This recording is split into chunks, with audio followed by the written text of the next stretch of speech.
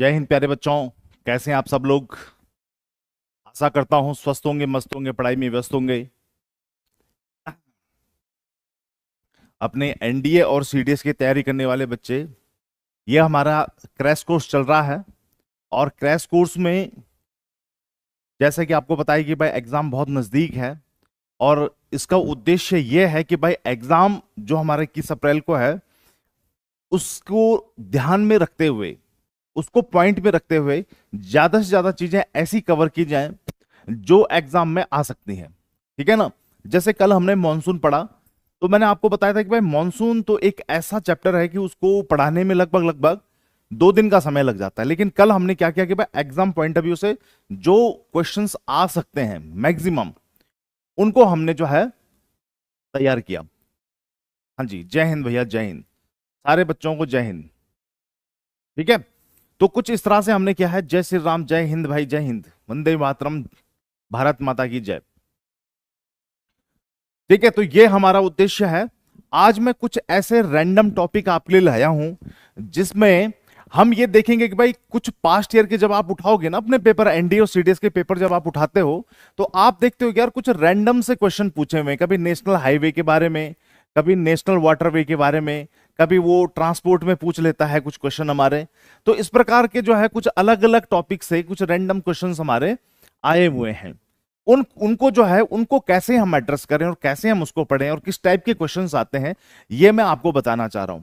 क्योंकि बड़े बड़े चैप्टर हम पढ़ते हैं, लेकिन कई बार हम देखते हैं कि भाई उनसे क्वेश्चन आपका उतना नहीं पूछा हुआ है।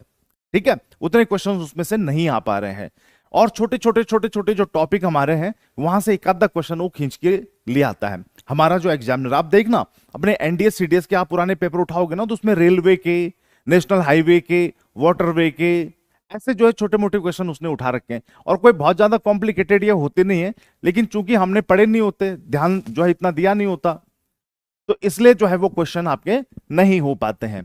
तो अभी जो है ये ट्रांसपोर्टेशन की जो है थोड़ा सा हम बात करेंगे। इसमें मैं थोड़ा रेलवे के बारे में बात करूंगा, बहुत डिटेल नहीं, बिल्कुल एग्जैक्ट पॉइंट टू पॉइंट। ठीक है ना? ये नहीं कि भाई इधर का नहीं उधर। रेलवे में ब्रॉड गैज होता है, ये गैज है, वो गैज है, उससे कोई मतलब नहीं है। सिंगल लाइन है, डबल लाइन है। एग्जाम पॉइंट ऑफ व्यू से इंफॉर्मेशन का देखो कोई आदि नहीं है, कोई अंत नहीं है।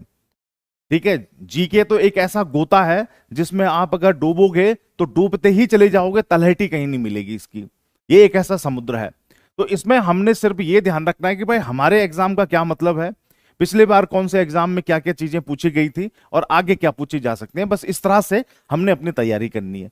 क्यों? क्योंकि अपने को तो जो है भाई कोई ऐसा तो नहीं है कि ज्योग्राफी का कोई हमें साइंटिस्ट जियोलॉजिस्ट बनना है या जो है कुछ आपके साइंटिस्ट बनना है। हमारा उद्देश्य तो भाई एनडीए और सीडीएस को पास करके अपना आईएमए और एनडीए में ट्रेनिंग लेनी है और वर्दी पहन के बॉर्डर पे जाना है और धनाधन गोलियां मारनी है। यही हमारा उद्देश्य है। इसके अलावा तो हमारा कोई उद्देश्य है नहीं ना। ठीक, तो उसके लिए जो है 2-4 क्वेश्चन हमारे कैसे आने हैं वो हमें पता होना चाहिए। तो ट्रांसपोर्टेशन में देखिए हमारे यहाँ 3 तरह के ट्रांसपोर्टेशन है। एक आपका रेलवे है, ठीक है ना। दूसरा हमारा कौन सा है? National highway. सबसे ज्यादा जो लोग चलते हैं ना, मैंने उसी क्रम में लगाया हुआ है ये मैं आपको अलग से नहीं बताऊंगा। सबसे ज्यादा लोग जो है हमारे इंडिया में ट्रेवल करते हैं रेलवे से। एक दिन की अगर मैं बात करूं तो एक दिन में सबसे ज्यादा जो ट्रांसपोर्टेशन आपका होता है रेलवे का। एक दिन में 11 बिलियन लोग, 11 बिलियन, ठीक है ना, इतने लोग जो है आपका रोज रेलवे ट्रांसपोर्ट करता है। भारत का सबसे बड़ा, यूं मान के चलिए कि भाई ट्रांसपोर्टेशन का जो सबसे बड़ा साधन है वो आपका रेलवे है। दूसरे नंबर पे आपका नेशनल हाईवेज आ जाते हैं और तीसरे नंबर पे हमारे वाटरवेज आ जाते हैं। वाटरवेज में आपकी 2 चीजें होती हैं भाई, इसको ध्यान में रखना। जो वाटरवेज हैं इसमें 2 चीजें हैं। एक इसमें आ जाते हैं हमारे पोर्ट्स, जिनको हम कहते हैं बंदरगाह। ठीक है ना, हिंदी में जिनको हम क्या कहते हैं? बंदरगाह कहते हैं। तो एक ये आ जाते हैं हमारे, और दूसरे आ जाते हैं हमारे राष्ट्रीय जलमार्ग। ठीक है ना, राष्ट्रीय जलमार्ग। जैसे आपने पढ़ा होगा कि एक हमारी जो नदी है ब्रह्मपुत्र नदी, सदिया से धुबरी, नेशनल वाटर मार्ग, राष्ट्रीय जलमार्ग आपका नंबर 2 आपका वहां पे है। और यहां पे बनारस से लेके हल्दिया तक, ठीक है ना, इलाहाबाद से लेके हल्दिया तक, वहां जो है नेशनल वाटरवे नंबर 2 है। ये दो जो है आपके बहुत बार एग्जाम में पूछे हुए हैं। तो इस तरह से जो है एक क्वेश्चन, एक आधा क्वेश्चन इससे कई बार बन जाता है, पोर्ट से कई बार क्वेश्चन हमारे आ जाते हैं, नेशनल हाईवे से थोड़ा बहुत क्वेश्चन कई बार वो पूछ लेता है, मिलान करने के लिए दे देता है, और रेलवे से भी जो है छोटे मोटे क्वेश्चन कुछ हमारे आ जाते हैं। तो इसमें आज बेसिकली मेरा जो उद्देश्य होगा, 11 बिलियन तो लोग भी नहीं इंडिया में, 11 बिलियन लोग भी नहीं इंडिया में, मैं शायद कंफ्यूज हो गया हूं बिलियन या मिलियन में, मेरे भाई राम झा, हो सकता है, मतलब लगभग लगभग जो है 1-1.5 करोड़ लोग जो है डेली इसमें रेलवे में वो होता है, शायद बिलियन हो या मिलियन हो, बिलियन बिलियन तो अंग्रेजों की भाषा है ना। तो इस तरह से जो है आपका रेलवे जो हमारा है, तो रेलवे आपका सबसे बड़ा ट्रांसपोर्टेशन का मीन है। इससे क्वेश्चन क्या आता है ये मैं थोड़ा सा देखूंगा। वैसे रेलवे का चैप्टर पढ़े तो खूब सारी जानकारी इसमें, बहुत सारी जानकारी, लेकिन क्वेश्चन कहां से आता है बस ये हमें थोड़ा सा देख लेना है। और दूसरी बात, इसमें कुछ होमवर्क भी मैं आपको दूंगा, क्योंकि रेलवे में कुछ चीजें याद करने के लिए हैं। हाँ 11 मिलियन होगा बस, ठीक है, कोई दिक्कत नहीं, ठीक है ना। रेलवे जोन आते हैं एनडीए में, बिल्कुल पकड़ लिया लड़के ने, प्रिंस यदुवंशी ने पकड़ लिया है। रेलवे जोन आपके पिछली बार के पेपर उठाओगे, रेलवे जोन आ ही रहे हैं उसमें, ठीक है ना। हर पेपर में एक आधा रेलवे जोन पूछ लेता है सिंगल, या फिर कई बार वो मिलान करने के लिए पूछ लेता है, तो वो याद करने ही करने हैं अपने को। ये मैं आपको होमवर्क देने वाला था, और भाई प्रिंस ने तो पहले ही बता दिया, चलो कोई बात नहीं। तो लेकिन यहां पे जो एक रेलवे का थोड़ा सा हम इंट्रोडक्शन और दो चार चीजें और देख लेंगे, और कौन से क्वेश्चन पूछता है हेडक्वार्टर के अलावा, और कौन से क्वेश्चन रेलवे से पूछ सकता है, ये मैं आपको गाइड करूंगा। बेसिकली अभी जो ये टाइम आ गया है ना हमारा, इंडियन ज्योग्राफी सर कितने नंबर का आते हैं, इंडियन ज्योग्राफी खूब आता है। इंडियन ज्योग्राफी ही ज्योग्राफी में सबसे ज्यादा पूछा जाता है, ठीक है ना। जो फिजिकल ज्योग्राफी है उसके 2-4 क्वेश्चन आते हैं, मतलब जैसे 10 क्वेश्चन ज्योग्राफी के हैं तो उसमें फिजिकल ज्योग्राफी के 3-4 होंगे, और जो 6-7 होंगे वो इंडियन ज्योग्राफी के होंगे, ठीक है ना। तो इस तरह से जो आपका क्या होता है, रेलवे के बारे में और भी कौन से क्वेश्चन है वो हम देखेंगे। नेशनल हाईवे को सबसे लास्ट में लूंगा अगर थोड़ा सा टाइम मेरा बचेगा, और वाटरवेज में मैं कोशिश करूंगा आपको सारे के सारे पोर्ट्स आज आपको पढ़ा दूं, ठीक है ना, सारे पोर्ट्स पढ़ा दूंगा आज, और रेलवे के बारे में थोड़ा सा जो है गाइड हम कर लेंगे, ठीक है मेरे भाई।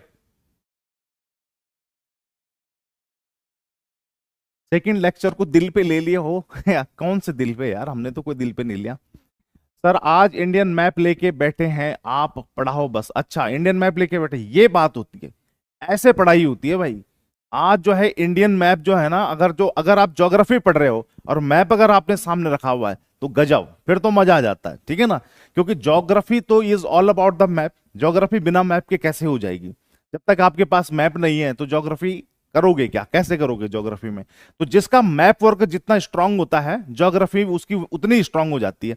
आपने कुछ नहीं पढ़ा, आपने केवल मैप की स्टडी करी है, तो 50% से ज्यादा ज्योग्राफी आपकी वैसी ही हो जाती है। तो मैप की ये वैल्यू है मतलब ज्योग्राफी में, ठीक है। इसलिए मैं हमेशा स्टूडेंट्स को कहता हूं, ऑक्सफोर्ड का जो एटलस आता है, स्कूल एटलस होता है या स्टूडेंट एटलस है, वो आप खरीद लीजिए, और उसको डेली आप थोड़ा थोड़ा स्टडी करिए कि भाई देखिए इंडिया में कहां पे कौन कौन सी चीजें हैं, रैंडम स्टडी करिए।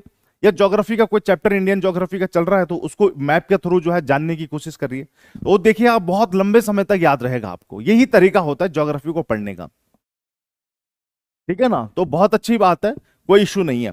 तो यहां पे सबसे पहले मैं आज आपको रेलवे के बारे में आपको बताता हूं कि रेलवे में जो है इंडिया की क्या खास बातें हैं। सबसे पहले जो स्टार्टिंग के 2-4 पॉइंट हमारे जो एग्जाम पॉइंट ऑफ व्यू से, वैसे तो बहुत लंबी कहानी मैं आपको सुना दूं, मैं आपको यह भी बता दूंगा। जैसे पहला हमारा पॉइंट है कि वह फर्स्ट ट्रेन इंडिया में कहां चली थी, आपका मुंबई से थाने चली होगी, यह आपने बहुत बार सुना होगा, ठीक है ना। इसमें जो है 400 लोग बैठे थे उस टाइम पे, 400 लोग उस टाइम पे बैठे थे, और मुंबई से थाने आपके 1853 में हमारी पहली ट्रेन चली थी। अब इसी पे बहुत सारी लंबी कहानी ये भी हो सकती है, भाई कौन सी कंपनी आई थी, ईस्ट इंडिया कंपनी ने उस टाइम पे कौन सी इंग्लैंड की कंपनी को कॉन्ट्रैक्ट दिया था जिसने हमारे यहाँ पे ट्रेन बनाई और ट्रेन को जो है सबसे पहली बार चलाया था, कितना पैसा उसको दिया गया था, ये सारी बातें। लेकिन वो हमारे एग्जाम से संबंधित नहीं है। हमारे एग्जाम में कई बार क्वेश्चन ये आ जाएगा कि भाई भारत में सबसे पहले ट्रेन आपकी कहां चली, तो मुंबई से जो है आपका थाने चली थी महाराष्ट्र में, ठीक है ना। तो यहां पे एक जो है छोटा मोटा क्वेश्चन, 400 लोग उस समय पहली बार बैठे थे उसमें, और मुंबई से थाने कोई बहुत ज्यादा दूर नहीं है, तो वहां सबसे पहली ट्रेन हमारी चली। तो बहुत बेसिक क्वेश्चन आपका आता है, बहुत ही बेसिक है, तो छोटे बच्चों वाला क्वेश्चन है। दूसरा ये हमारे पास है कि अभी इस समय ये जो क्वेश्चन पूछा गया है हमारे एग्जाम में कि भाई लॉन्गेस्ट ट्रेन रूट कौन सा है इंडिया का, इंडिया के सबसे लॉन्गेस्ट ट्रेन रूट कौन सा है? तो वो है हमारा डिब्रूगढ़ से लेके कन्याकुमारी। ये विवेक एक्सप्रेस इसका नाम है, विवेक एक्सप्रेस, विवेक एक्सप्रेस। ठीक है जी, विवेक एक्सप्रेस आपने ध्यान में रखना है। विवेक एक्सप्रेस आपकी चलती है। और इससे एक क्वेश्चन आपका और पूछा हुआ था कि हमारा इंडिया का जो ईस्ट कोस्ट है, ईस्ट कोस्ट, क्योंकि ये जो चल रही है ये डिब्रूगढ़ से चल रही है और आपका कन्याकुमारी। डिब्रूगढ़ कहां पे? आपका असम में। तो असम से लेके और कन्याकुमारी तक ये आपका चलती है और ये फॉलो करती है अपना ईस्ट कोस्ट को, जो हमारा पूर्वी तट है उसको फॉलो करते हुए चलती है। तो एक एग्जाम में ये क्वेश्चन भी आपका पूछा हुआ था, ये क्वेश्चन आपका ये भी पूछाया था, 1-2 रुपए का। अच्छा, ये क्वेश्चन भी पूछा हुआ था कि वो कौन सी ट्रेन है जो पूरे ईस्ट कोस्ट को, जो पूरे जो है पूर्वी तट को के समांतर चलते हुए आपका कन्याकुमारी तक पहुंचती है। तब भी आपने क्या कहना है? विवेक एक्सप्रेस। ठीक है ना, ये विवेक एक्सप्रेस है जो पूर्वी तट के समांतर चलते हुए कन्याकुमारी तक आपका चलती है और भारत की सबसे बड़ा जो आपका ट्रेन रूट है। ठीक है जी, तो इसको आपने ध्यान में रखना। फिजिकल या वर्ड, कौन सा मतलब, फिजिकल या वर्ड दोनों ही आप लेके बैठिए। ठीक है, मैप। तो यहां पे बेटा आपका क्या हो गया? एक लॉन्गेस्ट ट्रेन हो गया। अब आता है हमारा लॉन्गेस्ट रेलवे स्टेशन कौन सा है? तो वो है हमारा गोरखपुर यूपी में। गोरखपुर यूपी में सबसे लॉन्गेस्ट ट्रेन, सबसे लॉन्गेस्ट जो आपका प्लेटफॉर्म है, ठीक है ना, सबसे लंबा जो प्लेटफॉर्म हमारा है वो है आपका गोरखपुर यूपी में। इससे पहले आपका खड़गपुर हुआ करता था, लेकिन खड़गपुर को छोड़ के, पीछे छोड़ के अब जो है गोरखपुर हो गया है। एक आपने ये ध्यान में रखना है। और एशिया का सबसे लंबा जो है, एशिया का, कई बार पूछ लेगा तो ध्यान में बताना, वो है आपका ओसाका। ओसाका जापान है, ओसाका जो है आपका जापान में। ठीक है जी, वहां पे सबसे लंबा, एशिया का सबसे लंबा प्लेटफॉर्म आपका ओसाका जापान में, लेकिन इंडिया में जो है वो आपका खड़गपुर में। तो ये क्वेश्चन आपके जो है 2-4 एग्जाम में पूछे हुए हैं रैंडमली, जो है ट्रेन से रिलेटेड, रेलवे से रिलेटेड। ठीक है, बाकी वो फालतू अटरम सटरम कुछ नहीं पूछता है। बाकी जब वो बहुत टेक्निकल आ जाएगा, जब वो गेज पे आ जाएगा, बस सिंगल गेज है, डबल गेज है, ठीक है ना, लार्ज है, स्मॉल है, तो वो फिर बहुत टेक्निकल हो जाता है, उसमें फिर वो फंसाने वाले क्वेश्चन होते हैं। जीके में देखो कुछ क्वेश्चन ऐसे आते हैं कि जो बहुत ही ज्यादा आपका टिपिकल होते हैं, 11वीं 12वीं के बच्चे या ग्रेजुएशन के तक के भी बच्चे जो है उन क्वेश्चंस को नहीं कर पाते हैं। और रीजन इसका क्या होता है कि भाई वहां पे उसने ये फंसाने के लिए ही वो क्वेश्चन दिया है। ये आपकी जिम्मेदारी होती है कि आप ऐसे प्रश्नों को आइडेंटिफाई करें, ऐसे प्रश्नों को आप पहचानें कि कौन से क्वेश्चन ऐसे हैं जो भाई एग्जामिनर ने हमें जो है फंसाने के लिए डाले हुए हैं इसमें। यहाँ पे वो क्वेश्चन ऐसे क्वेश्चन होते हैं कि भाई उसमें हम होपलेस हो जाते हैं, हम उसे देख के जो है हतोत्साहित हो जाते हैं, हमारा कॉन्फिडेंस डाउन हो जाता है उससे। और यही एग्जामिनर का क्या होता है, उद्देश्य होता है कि भाई बच्चे को टेस्ट करना है कि 2-4 क्वेश्चन ऐसे में डाल दूं जिसको पढ़ के जो है उसको बिल्कुल हतोत्साहित हो जाए और कहे कि यार भाई मुझे तो कुछ नहीं आ रहा है। ठीक है ना, ऐसी स्थिति में भाई कौन ऐसा बच्चा है जो आपका हतोत्साहित होता है और कौन ऐसा है जिसका जोश बरकरार रहता है। वो एक साइकोलॉजिकल, इसलिए मैं हमेशा कहता हूं कि भाई जो एनडीए के टेस्ट होते हैं आपके, और जो सीडीएस का जो टेस्ट हमारा होता है, या डिफेंस का जो भी टेस्ट आपका एफकेट, ये साइकोलॉजिकली डिजाइंड होते हैं। ठीक है ना, साइकोलॉजिकली डिजाइंड। आप देख लीजिए सीडीएस के पेपर में जो 100 नंबर का आपका जो है पेपर, इसका जीएस का पेपर आ रहा है, तो 100 के 100 थोड़ी नहीं कोई कर लेगा, उसमें हालत खराब हो जाती है लड़कों की सीडीएस में पेपर करते करते। एनडीए में भी मैं आपको चैलेंज दे रहा हूं, 50 क्वेश्चन आते हैं जीके के, जिसने 25 क्वेश्चन कर दिए, 25 क्वेश्चन एक्यूरेट, जिसने 25 क्वेश्चन कर दिए, मेरा चैलेंज है कि 25 क्वेश्चन जिसके सही हो जाएंगे जीके में, तो ये मान के चलिए वो पर्सनली यहां आ जाए देहरादून में, भाई मैं उसे अपने बुलेट की चाबी दे दूंगा, ये पक्का है। 25 क्वेश्चन जिसने कर दिए, नहीं हो पाते हैं, टफ हो जाता है, बहुत अच्छे अच्छे बच्चे नहीं कर पाते। ठीक है ना, लेकिन फिर भी अगर किसी ने 20 से 22 क्वेश्चन भी कर लिए, तो इसका मतलब क्या हो जाता है, एनडीए में 20 क्वेश्चन करने का मतलब कितना हो जाता है आपका, 80 नंबर। बहुत होता है भाई 80 नंबर। ठीक है, एनडीए कौन बच्चे दे रहे हैं, जिनका पीसीएम है, ज्यादातर बच्चे पीसीएम दे रहे हैं, जिन्होंने कभी जो है ये ज्योग्राफी, हिस्ट्री, पॉलिटी है कुछ नहीं पढ़ा, वो बच्चे पहली बार 2-4 महीने ये पढ़ रहे हैं और उसके बाद वो 80 नंबर उसमें ले आ रहे हैं, तो बहुत बड़ी बात हो जाती है। ठीक है, तो इसलिए मैं आपसे कह रहा हूं कि भाई ऐसे क्वेश्चंस पे बिल्कुल नहीं फंसना, और जो क्वेश्चन हमें आते हैं जो हैं, तो वो लेके आपने उसको आगे बढ़ना है। शाहिद के पास बुलेट है, अच्छा। और सर सीडीएस में कितने सही कर दो आप बुलेट, सीडीएस में अगर कोई बच्चा ना, अगर कोई 70% क्वेश्चन सही कर देगा, तो भाई बुलेट ले जाना, यहीं से ले जाना, देहरादून में पक्की जवान है। ठीक है ना, यहां से ले जाना गाड़ी मेरी। लेकिन मैं बता रहा हूं ना, ये जानबूझ के एग्जामिनर जो होता है वो जानबूझ के आपके सामने ऐसे क्वेश्चन रखेगा जिससे आप होपलेस हो जाओगे, यार ये कहां से पूछ लिया, यार ये तो चैप्टर पूरा पूरा जो है पढ़ा था लेकिन फिर भी ऐसा क्वेश्चन आ गया। ये थोड़ा सा जो है वहां पे बच्चे हतोत्साहित हो जाते हैं, और फिर एक बार जब आप हतोत्साहित हो गए हैं, आपका कॉन्फिडेंस डाउन हो गया है, तो फिर जो क्वेश्चन आपको आते भी होंगे ना वो भी नहीं कर पाओगे। तो ये साइकोलॉजिकली डिजाइन पेपर होते हैं एनडीए और सीडीएस के, इस चीज को आप बिल्कुल मान के चले। यूपीएससी के जितने भी पेपर होते हैं, आईएएस का पेपर हो, असिस्टेंट कमांडेंट का पेपर हो, एनडीए का पेपर हो, सीडीएस का, those papers are psychologically designed. ठीक है ना, फिर वापस करना पड़ेगा, क्यों वापस करना पड़ेगा, दे दी तो दे दी यार, वापस क्यों करना, सर मैं कर दूंगा, भाई कर दोगे तो वेलकम। ठीक है ना, फिर तो अगर तुमने जीएस में 25 क्वेश्चन कर दे तो मतलब तुम्हारा एनडीए में सिलेक्शन हो गया मेरे भाई। ठीक है ना ठीक है, तो इस चीज को ध्यान में रखना है कि आपको कभी भी जो क्वेश्चंस अगर आपको नहीं आ रहे हैं तो हतोत्साहित नहीं होना, कॉन्फिडेंस अपना डाउन नहीं करना बिल्कुल भी। ठीक है ना सर, हर एक पेपर में अगर 50 क्वेश्चन सही करूं तो ठीक रहेगा स्कोर, बताओ। हाँ नहीं, 50 क्वेश्चन जीएस की बात करी मैंने। ठीक है ना, 50 क्वेश्चन जो है केवल 50 में 25 आपका इसकी बात करी है जीके में, तो बात कर रहे हैं। मतलब मैं इसलिए कह रहा हूं क्योंकि अगर कोई लड़का 25-30 जो है जीके में कर रहा है, इसका मतलब फिर उसने बैठ के तैयारी भी करी है ना, और फिर उसने जीके तो नहीं पढ़ा होगा। भाई कोई लड़का अगर 25 क्वेश्चन 30 क्वेश्चन करने की क्षमता रखता है जीके में, तो इसका मतलब उसने ठीक ठाक पढ़ाई करी होगी, कम से कम 8-10 घंटे की सिटिंग रही होगी बंदे की, और 8-10 घंटे उसने तो केवल जीके ही नहीं पढ़ा होगा ना, उसने मैथ्स भी पढ़ी होगी, इंग्लिश भी पढ़ी होगी। तो इसलिए कह रहा हूं कि अगर तुम्हारी इतनी क्षमता है कि भाई 25-30 क्वेश्चन अगर जीके के कर लोगे तो पेपर ही निकल जाएगा। रीजन, क्योंकि भाई इसका मतलब फिर आपने उतना पढ़ा होगा, उतनी सिटिंग रही होगी आपकी, उतना स्टडी किया होगा आपने, उतने स्टूडियस हो आप। ठीक है, तो वो चीज उससे मैं कह रहा हूं। तो यहां पे इस चीज को ध्यान में रखिए, दो चार इस तरह के हल्के फुल्के से क्वेश्चन इसमें आ जाते हैं रेलवे से रिलेटेड। ठीक है, तो इनको हम जो है देख सकते हैं, भाई ट्रेन सबसे पहले कब चली, लॉन्गेस्ट ट्रेन जो है कहां। वैसे जनरली जो ट्रेन होती है उसमें 24 जो है कोच होते हैं, 24 कोच होते हैं, तो कई बार छोटी हो जाती है उसमें उसको घटा देते हैं, पैसेंजर कम होते हैं, पैसेंजर ज्यादा हो जाते हैं तो बढ़ा देते हैं। ठीक है ना, इस तरह से, लेकिन जनरली आपके 24 ही आपके कोचेज होते हैं। तो ये ट्रेन का कुछ इस तरह से हल्का फुल्का क्वेश्चन आपसे पूछ लेता है।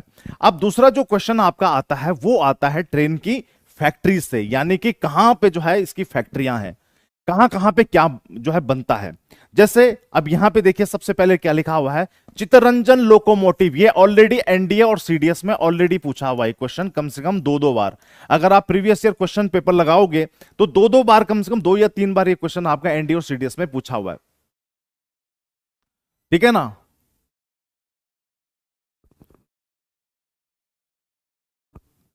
हाँ सर वरना सर जी आपने बाइक पर चाबी कहाँ है देने के लिए स्टूडेंट, और सेकंड चाबी आप अपनी बाइक चलाना। ठीक है, अब देखो यहां पे क्वेश्चन पूछा है विशाल राज ने कि मुंबई से थाने जो है कितने किलोमीटर चली।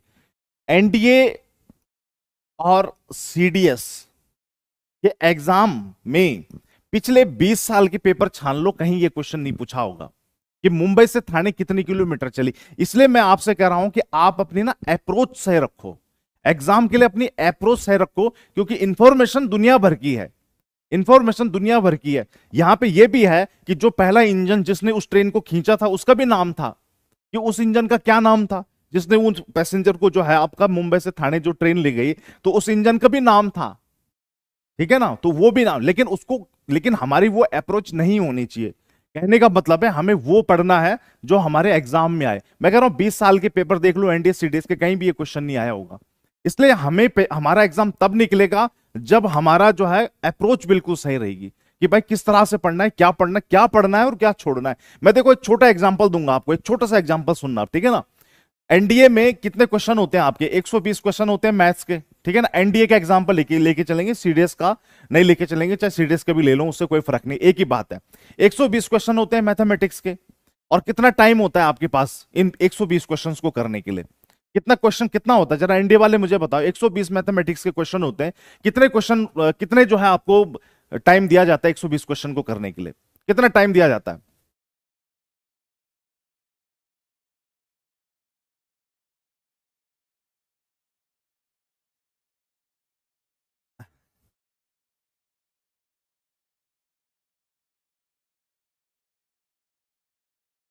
बताओ कितने घंटे? अभय कुमार कह रहे हैं 2.5 घंटे। बिल्कुल सही। 2.5 घंटे को अगर मैं मिनट्स में कन्वर्ट करना चाहूं तो कितने मिनट हो जाते हैं आपके?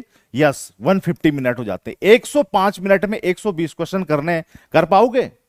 एक क्वेश्चन में, मैथमेटिक्स के एक क्वेश्चन में कम से कम 1 मिनट तो लगेगा भाई। कैलकुलेशन भी करोगे, फॉर्मूला याद भी करोगे, थोड़ा सा मेमोराइज करोगे कि यार क्या फॉर्मूला था, फिर उसमें वैल्यूज पुट करके कुछ ना कुछ जो है उसका आंसर निकालने की कोशिश करोगे, तो भाई कम से कम 1 से 2 मिनट तो लगेगा। बहुत भयंकर धुरंधर भी होगा अगर, तो कम से कम 2 मिनट तो लगने वाले हैं उसको कैलकुलेट करने में। एवरेज किसी में ज्यादा भी लगेंगे, किसी में कम भी लगेंगे, ठीक है ना?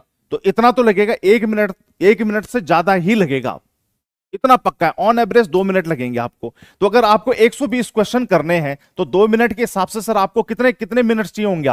आपको तो 240 मिनट चाहिए, लेकिन आपको तो मिल रहे हैं 150 मिनट। अब बताओ क्या 120 क्वेश्चन कर पाओगे? 120 क्वेश्चन आपके जो है 150 मिनट में कर पाओगे? क्या ऐसा हो सकता है? पॉसिबल है कि भाई मैथ्स के पूरे 120 क्वेश्चन, सारे वेक्टर कैलकुलस से लेके जो बड़े छोटे कोई भी क्वेश्चन होंगे, वो सारे मिला के आप 150 मिनट में कर पाओ? ये पॉसिबल है? नहीं पॉसिबल है। कम से कम जो है 240 मिनट चाहिए, 220 मिनट तो चाहिए ही चाहिए। और नहीं तो बहुत भयंकर धुरंधर भी है तो 200 मिनट तो चाहिए उसको। चलो 40 मिनट भी रिमूव कर दो, ठीक है ना? एक अप्रोच बता रहा हूं कि एग्जाम के लिए अप्रोच क्या होती है। तो ये तो डे 1 पे डिसाइड हो गया है कि मैथ्स के 120 क्वेश्चन आपके नहीं होने वाले हैं। 120 के 120 क्वेश्चन आप मैथ्स हो, जीएस हो, इंग्लिश हो, कुछ भी, कोई भी एग्जांपल ले लो किसी भी सब्जेक्ट का, नहीं होने वाले हैं। तो अब डिसाइड ये करना है कि भाई जब 120 क्वेश्चन नहीं हो पाएंगे तो कौन से क्वेश्चन करने हैं और कौन से छोड़ने हैं, ये डिसाइड करना पड़ता है। ये एग्जाम की अप्रोच होती है, ठीक है ना? ये होती है अप्रोच कि क्या छोड़ना है और क्या पढ़ना है, क्या करना है और क्या छोड़ना होता है। वही पेपर निकाल के ले जाता है बंदा। इस चीज को ध्यान में रखना आप, ठीक है ना? तो ये आपने जो है ये इस तरह से अप्रोच हमें अपनानी पड़ती है। नहीं तो फिर मैं बता रहा हूं ना, 5 लाख बच्चा, 10 लाख बच्चा पेपर दे रहा है, मुट्ठी भर लड़के एकेडमी पहुंचते हैं। 400 बच्चा एकेडमी पहुंचता है, नेशनल डिफेंस एकेडमी और इंडियन मिलिट्री एकेडमी, मुट्ठी भर। क्यों? अप्रोच, ठीक है ना? अप्रोच के लिए। तो इसको ध्यान में रखना। एक छोटा सा एग्जांपल दिया है आपको। आज ये डिसाइड हो गया, जिस दिन 90 का फॉर्म भरते हो ना, उसी दिन डिसाइड हो जाता है कि 120 क्वेश्चन मैथमेटिक्स के आने, 120 के 120 तो कर ही नहीं पाने हैं, ठीक है ना? पूरे नहीं कर पाओगे इसमें से, यानी कि कुछ ना कुछ छोड़ने ही पड़ेंगे। तो वो आप डिसाइड करते हो कि कौन छोड़ना है और क्या जो है आपका करना है। तो ये चीजें, चलो अब मैं बताता हूं ये कहां से जो है क्वेश्चन आपका दोबारा पूछा जा रहा है। एक तो नॉर्मल जो है आपका ये पूछता है भाई इंफॉर्मेशन, सबसे पहले ट्रेन कहां से चली, सबसे लॉन्गेस्ट जो है प्लेटफॉर्म कौन सा है, सबसे लंबी ट्रेन आजकल कौन सी चल रही है, विवेक एक्सप्रेस चल रही है। और कुछ करंट के क्वेश्चन भी पूछ सकता है, जैसे वंदे भारत एक्सप्रेस जो है आपकी चल रही है, कुछ नई ट्रेनें जो आपकी भारत सरकार चला रही है, तो उनसे रिलेटेड करंट्स के क्वेश्चन आपके रेलवे से रिलेटेड पूछ सकता है। तो वो तो फिर आपने करंट में तैयार करना है कि भाई वंदे भारत एक्सप्रेस कहां से चलाई गई, सबसे पहले कहां से चल रही है, या टोटल जो है कितनी चल रही है। ये सारी योजनाओं से संबंधित जो रेलवे के सरकारी योजनाएं चलती हैं, तो उससे रिलेटेड करंट के क्वेश्चन आपने पक्का देख लेने हैं, ठीक है ना? एक तो यहां से आता है। दूसरा आता है उसकी जो फैक्ट्रीज हैं जहां पे आपके रेलवे का सामान बनता है। तो जैसे चितरंजन लोकोमोटिव है, मैंने आपको बता दिया ना, एनडीएस सीडीएस में आपका 2 से 3 बार ये क्वेश्चन आपका पूछा हुआ है। चितरंजन लोकोमोटिव वर्क जो है आपका चितरंजन वेस्ट बंगाल में है, इसको आपने नोट डाउन कर लेना है। ये वेस्ट बंगाल में है और यहां पे जो है आपका ट्रेन का क्या बनता है, लोकोमोटिव का मतलब क्या होता है? लोकोमोटिव का मतलब होता है आपका इंजन। जो उसका इंजन होता है उसको लोकोमोटिव ही कहते हैं। जो उस लोकोमोटिव को चलाता है उसको लोको पायलट कहते हैं, ठीक है ना? जो उस इंजन को चलाता है, जो उसके अंदर बैठा रहता है, वो ट्रेन रेलवे का क्या होता है? Loco pilot. और जो इंजन होता है उसको क्या कहा जाता है? आपका लोकोमोटिव। तो यहां पे हमारे इंजन बनता है चितरंजन, जो कि वेस्ट बंगाल में, यहां पे रेलवे के इंजन बनते हैं। डीजल लोकोमोटिव यानी कि डीजल से चलने वाला जो इंजन होता है वो बनारस में बनता है, आपके बनारस में। ये क्वेश्चन भी आपका ऑलरेडी पूछा हुआ है, बनारस वाला। इंटीग्रल कोच फैक्ट्री, जो रेलवे के जो कोच हैं वो आपका चेन्नई में बनते हैं। और एक आपका रेल कोच फैक्ट्री है आपका कहां बनते हैं? कपूरथला। कपूरथला कहां पे? आपका पंजाब में, ठीक है ना? ये सारे के सारी इंफॉर्मेशन ऑलरेडी एग्जाम में पूछी हुई है, बहुत सारे एग्जाम्स में।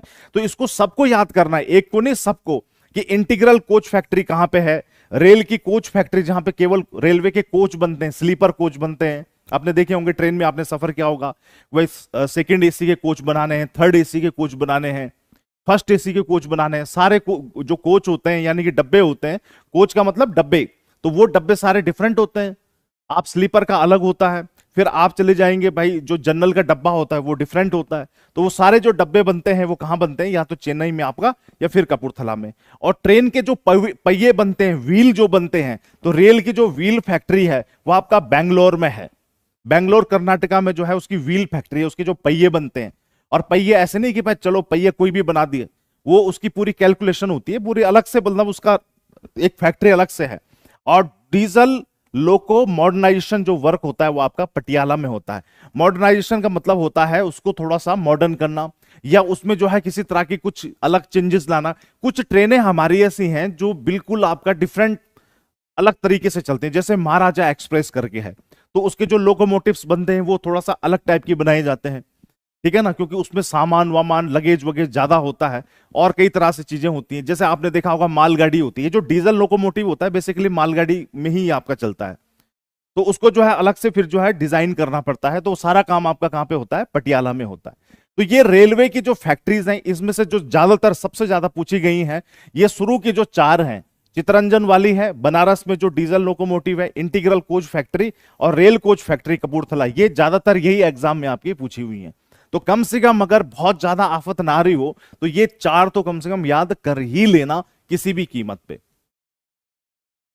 ठीक है ना, किसी क्वेश्चन में। हाँ जी, तो इस चीज को ध्यान में करना है। तो इसलिए चितरंजन लोकोमोटिव ये तो बहुत बार पूछा हुआ है, कहां पे है, क्या बनता है। कई बार वो पूछेगा कि भाई रेलवे के जो है डीजल इंजन कहां पे बनते हैं, डीजल लोकोमोटिव कहां बनते हैं, तो बनारस में आपके बनते हैं। तो ऐसे क्वेश्चन भी आपसे पूछ लेता है। अब एक चीज और मैं आपको बताता हूं, एक चीज आपको और पूछता है, जो हेडक्वार्टर्स होते हैं रेलवे के हेडक्वार्टर, भाई एनडी के एग्जाम में तो मेरे ख्याल से पिछले 2-4 सालों से आ ही रहे हैं, और सीडीएस में भी एक नहीं तो एक बार को छोड़ के आ जाता है कि भाई इसके हेडक्वार्टर कहां पे है, ठीक है ना। नॉर्थन रेलवे का हेडक्वार्टर कहां पे, सदर्न का कहां पे, सेंट्रल का कहां पे है, आपका वेस्ट का कहां पे है, ठीक है ना, ईस्टर्न रेलवे का कहां पे है, नॉर्थ ईस्टर्न रेलवे का कहां पे है, इस सेंट्रल रेलवे का कहां पे, नॉर्थ सेंट्रल का कहां पे। तो बहुत सारी जो है हमारे 17, ठीक है ना, 17 और प्लस 2 19 आपके जो है हेडक्वार्टर्स हैं रेलवे के, जो है 19 हेडक्वार्टर्स हैं। उनको बिल्कुल उंगलियों पे ऐसे आपको याद होना चाहिए। 21 तारीख को जो एग्जाम आपका होगा उसमें रेलवे का एक हेडक्वार्टर उसने पूछना ही पूछना है। तो ये आप, अब आपके ऊपर है गेंद, अब हमने आपके पाले में फेंक दी है, हमने आपको बता दिया है कि भाई एक क्वेश्चन रेलवे के हेडक्वार्टर से आना ही आना है। तो अगर याद नहीं किया है अभी भी, तो आज भी उसको याद कर लो। जीके की जो भी किताब आपके पास है वहां पे रेलवे वाला सेक्शन खोलोगे तो वहां पे सारे हेडक्वार्टर आपको दिख जाएंगे। एक का हेडक्वार्टर मिलेगा, वो है आपका कोंकण रेलवे। कोंकण रेलवे आपसे एक क्वेश्चन पूछा जाता है, कोंकण रेलवे क्या है, वो कोंकण कोस्ट पे चलती है। जरा मुझे बताओ कोंकणी कहां की भाषा है, कोंकणी मुझे बताओ जरा, कोंकणी कहां की भाषा है, कौन से राज्य की भाषा है कोंकणी। तब मैं आपको बताता हूं कोंकण रेलवे कहां चलती है। केवल एक का हेडक्वार्टर नहीं लिखा होता किसी भी किताब पे, वो है कोंकण रेलवे का। जरा मुझे बताओ कोंकण रेलवे, कोंकणी कहां की भाषा है, कोंकणी, कोंकणी कहां की भाषा है, कोंकणी कहां की भाषा, कोंकणी मुझे बताओ, तब मैं मानूंगा कि बेटा तुमने जीएस पढ़ी है। और बिना गूगल को सर्च किए हुए बताना। बताओ। इट्स अ पहाड़ी लैंग्वेज। सल्यूट। राजस्थानी, बहुत बढ़िया। इट्स अ पहाड़ी लैंग्वेज है Konkani. Amarinder Pal, Assam, very good, very nice. Maharashtra, option नहीं दूंगा मैं। आई थिंक नॉर्थ ईस्ट की लैंग्वेज है, आई थिंक। मनजीत सैम ने क्या लिखा है, उसेसा, उसेसा तो कोई जगह है, कौन सी जगह है भाई,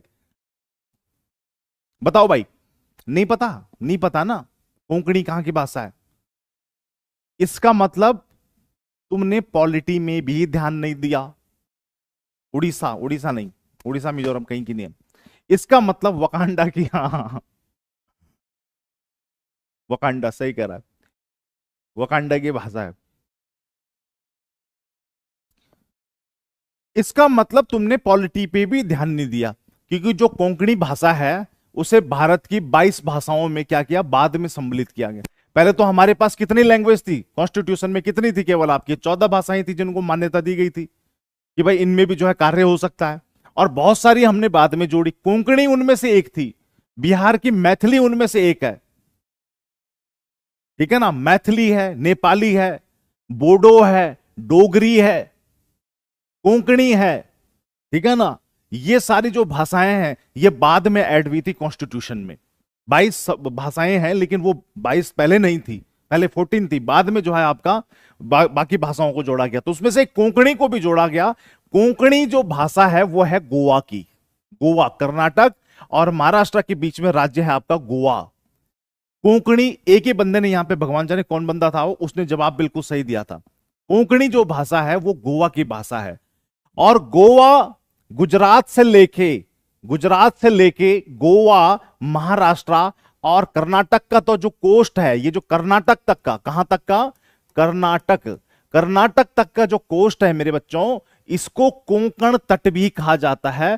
कोंकण तट भी इसको कहते हैं, कोंकण कोस्ट भी इसको कहा जाता है। लेप्चा कहां की, लेप्चा सिक्किम की भाषा है, लेप्चा कम्युनिटी सिक्किम में भी है, ठीक है ना, लेप्चा।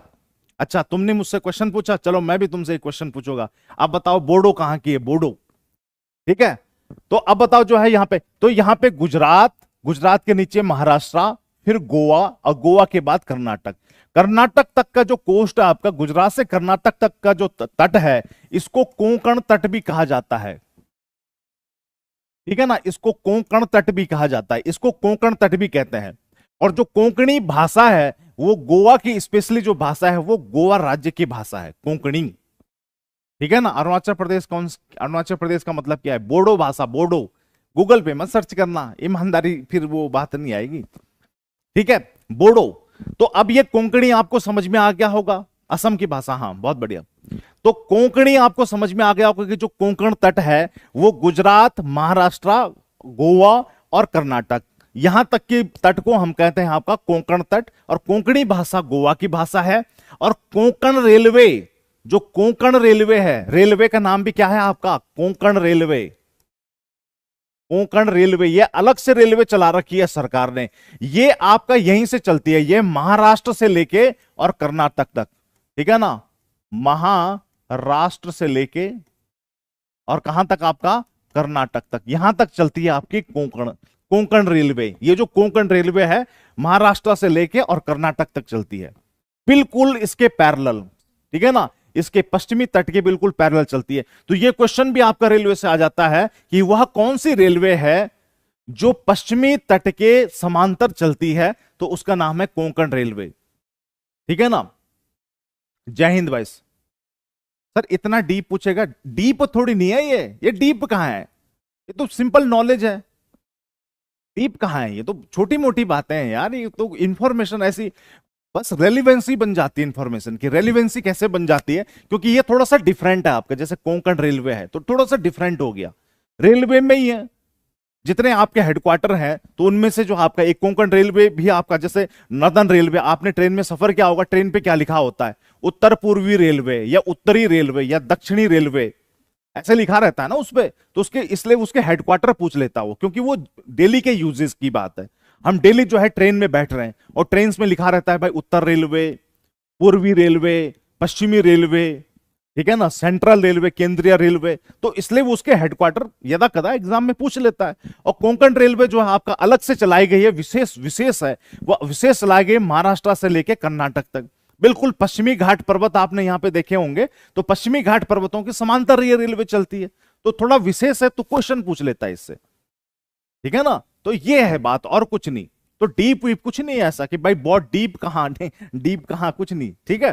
तो ये भाई हो गया, तो रेलवे में क्या हमने याद करना है, छोटे मोटे जो पॉइंट्स मैंने अभी आपको बताए। एक दूसरा, इनके जहां जहां पे इसकी फैक्ट्रीज हैं, ये क्वेश्चन आपके एनडीए में पूछे जाने की बहुत अच्छी आशंका इसकी होती है। और हेडक्वार्टर तो मैंने बताया भाई याद करना ही करना है, हेडक्वार्टर तो याद करना ही करना है, क्योंकि मैंने बता दिया कि आपका 21 तारीख को जो पेपर है उसमें एक हेडक्वार्टर वो पूछेगा ही पूछेगा, 99% चांस है, 1% दिमाग घूम गया उसका तो बात है, नहीं तो पूछेगा ही पूछेगा, क्योंकि ट्रेंड है, पिछले साल से कई बार पूछ रहा है, ठीक है। तो ये रेलवे की बात है, ठीक है भैया जी। चलो अब आगे बढ़ते हैं हम, अब हम पढ़ेंगे थोड़ा सा जो है पोर्ट्स के बारे में, भारत के जो पोर्ट्स हमारे हैं, बंदरगाह, ठीक है जी। यस, बंदरगाहों के बारे में पढ़ेंगे। बंदरगाह, तो बंदरगाह जो है भारत के जो पोर्ट्स हैं, ठीक है। एक थोड़ा सा मैं और आपको बता दे रहा हूं, अगर आपके पास जीएस की जो भी किताब है उसमें थोड़ा सा मेट्रो के बारे में भी एक नजर मार लेना। मेट्रो पे, मेट्रो रेलवे कहां से शुरू हुई थी, लेटेस्ट मेट्रो कहां पे बनाई जा रही है, थोड़ा सा, बस बहुत ज्यादा गहरा नहीं पढ़ना, हल्का हल्का इंफॉर्मेशन पढ़ लेना मेट्रो के बारे में। तो कहीं कहीं मुझे लगता है कि शायद कभी मेट्रो के बारे में कोई क्वेश्चन पूछ ले, अभी तक तो उसने पूछा नहीं है, लेकिन शायद पूछ ले कोई इस तरह से, तो एक हल्की नजर उसमें मार लेना कि यार पहली मेट्रो कहां चली थी, लेटेस्ट मेट्रो कहां पे बन रही है आपकी, ठीक है ना। थोड़ा हल्का फुल्का उससे रिलेटेड क्वेश्चन कई बार हो सकता है पूछ ले, एक मतलब बैकअप लेके चलना चाहिए अपना, मतलब ठीक है ना। कोई बुक नहीं है, कोई बुक नहीं है।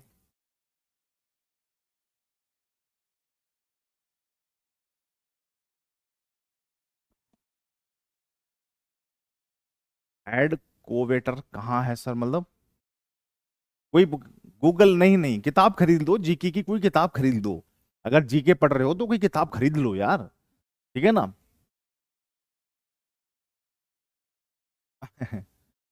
ठीक है, किताब ले लो, किताब, किताब लेना जरूरी है, किताब ले लिया करो। हेडक्वार्टर, हेडक्वार्टर की वीडियो आपने बनाई, हेडक्वार्टर की वीडियो तो मैंने नहीं बनाई। मैं कह रहा हूं किताब ले लो, एक जीएस की किताब ले लो। जब तैयारी, जब सोच लिया है ये तैयारी करनी है, तो ये किताब लेने में क्या दिक्कत है। साइंस के स्टूडेंट्स हैं सर, थोड़ा आप ही बता दो सर, क्या बताना है, क्या बताना है, क्या बताना है, किस चीज के बारे में बताना है। मैं आपको एक गाइड कर रहा हूं, ठीक है ना, कि आप थोड़ा सा जो है कोई साइंस जो भी आपको लगता है, जीएस की किताब जैसे लूसेंट वगैरह की किताबें होती हैं, और भी जो भी आपके पास अवेलेबल हो जाए, कुछ ऐसा किसी किताब में खास नहीं होता कि इस किताब को पढ़ के जो है एग्जाम निकलने ही निकलना है। कोई भी किताब ले लो और उस किताब से जो है रेलवे का पोर्शन, ट्रांसपोर्ट वाला खोल लो, और उसमें जो मैंने बताया वो तो वहां पे होना ही होना है। उसके अलावा थोड़ा सा मेट्रो के बारे में भी पढ़ना है कि यार मेट्रो कहाँ सबसे पहले चली थी। मेट्रो सबसे पहले कहाँ चली थी, कलकत्ता में। लड़कों को लगता है दिल्ली में सबसे पहले चली, नहीं भाई, सबसे पहले कलकत्ता में चली मेट्रो। कोई लड़का लिख रहा था यहाँ पे दिल्ली मेट्रो, ठीक है ना। हाँ, जैसे लूसेंट है तो लूसेंट में मिल जाएगा आपको, तो वहां से थोड़ा पढ़ लेना मेट्रो के बारे में, ठीक है। बहुत ज्यादा मैं नहीं कह रहा हूं कि भाई आ ही सकता है, बट कई बार हो जाता है कोई क्वेश्चन पूछ ले कहीं पे, तो अपने हम लोग तैयार हैं उसके लिए, इसी को तैयारी कहते हैं। तैयारी करने का मतलब क्या होता है आपका, ठीक है। तो अब हम पढ़ते हैं पोर्ट्स के बारे में।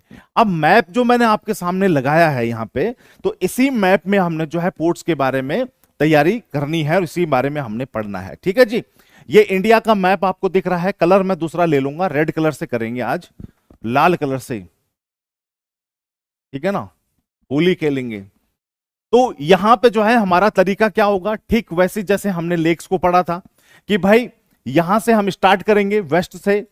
अब इसमें मैंने मैप को थोड़ा सा ऊपर किया हुआ है, जैसे यूपी वगैरह इस तरफ का हिस्सा मैंने नहीं बताया हुआ है। उसका रीजन ये है कि भाई हम जब पोर्ट्स को पढ़ रहे हैं, बंदरगाह को पढ़ रहे हैं, तो वो ऊपर के क्षेत्र में तो कहीं होगी नहीं, बिहार में, यूपी में, ठीक है ना। यहां तो आपके जो है पोर्ट्स होंगे नहीं भाई, पोर्ट्स तो वहां होंगे जो समुद्र जहां लगा होगा, बंदरगाह जहां वहां होंगे जहां पे समुद्र लगा होगा, सी होगा।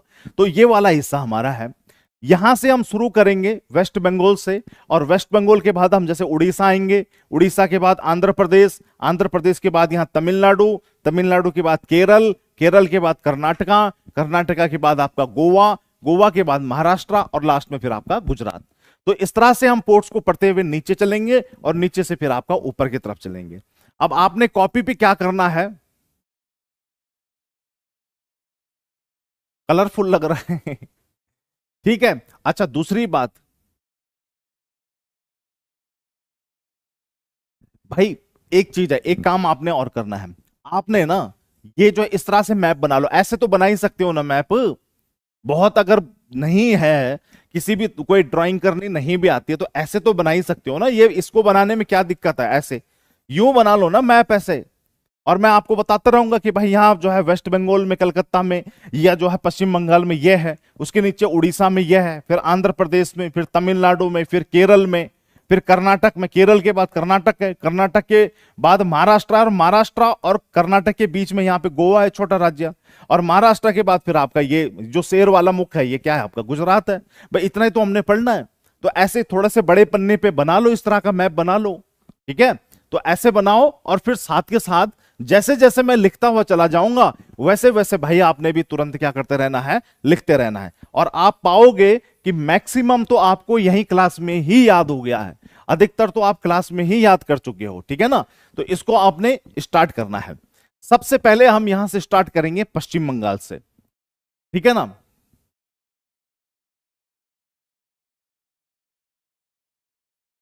ठीक है जी, सबसे पहले हम वेस्ट बंगाल। वेस्ट बंगाल में एक नदी आपकी बहती है जिसका नाम है हल्दिया, ओ सॉरी हुगली, ठीक है जी। यहां पे हुगली नदी है, यहां पे हुगली नदी। तो हुगली नदी क्या है आपका, इस तरह से गंगा नदी की ही, गंगा नदी की है आपका डिस्ट्रीब्यूटरी है ये, इस तरह से जो है हुगली नदी आपकी है।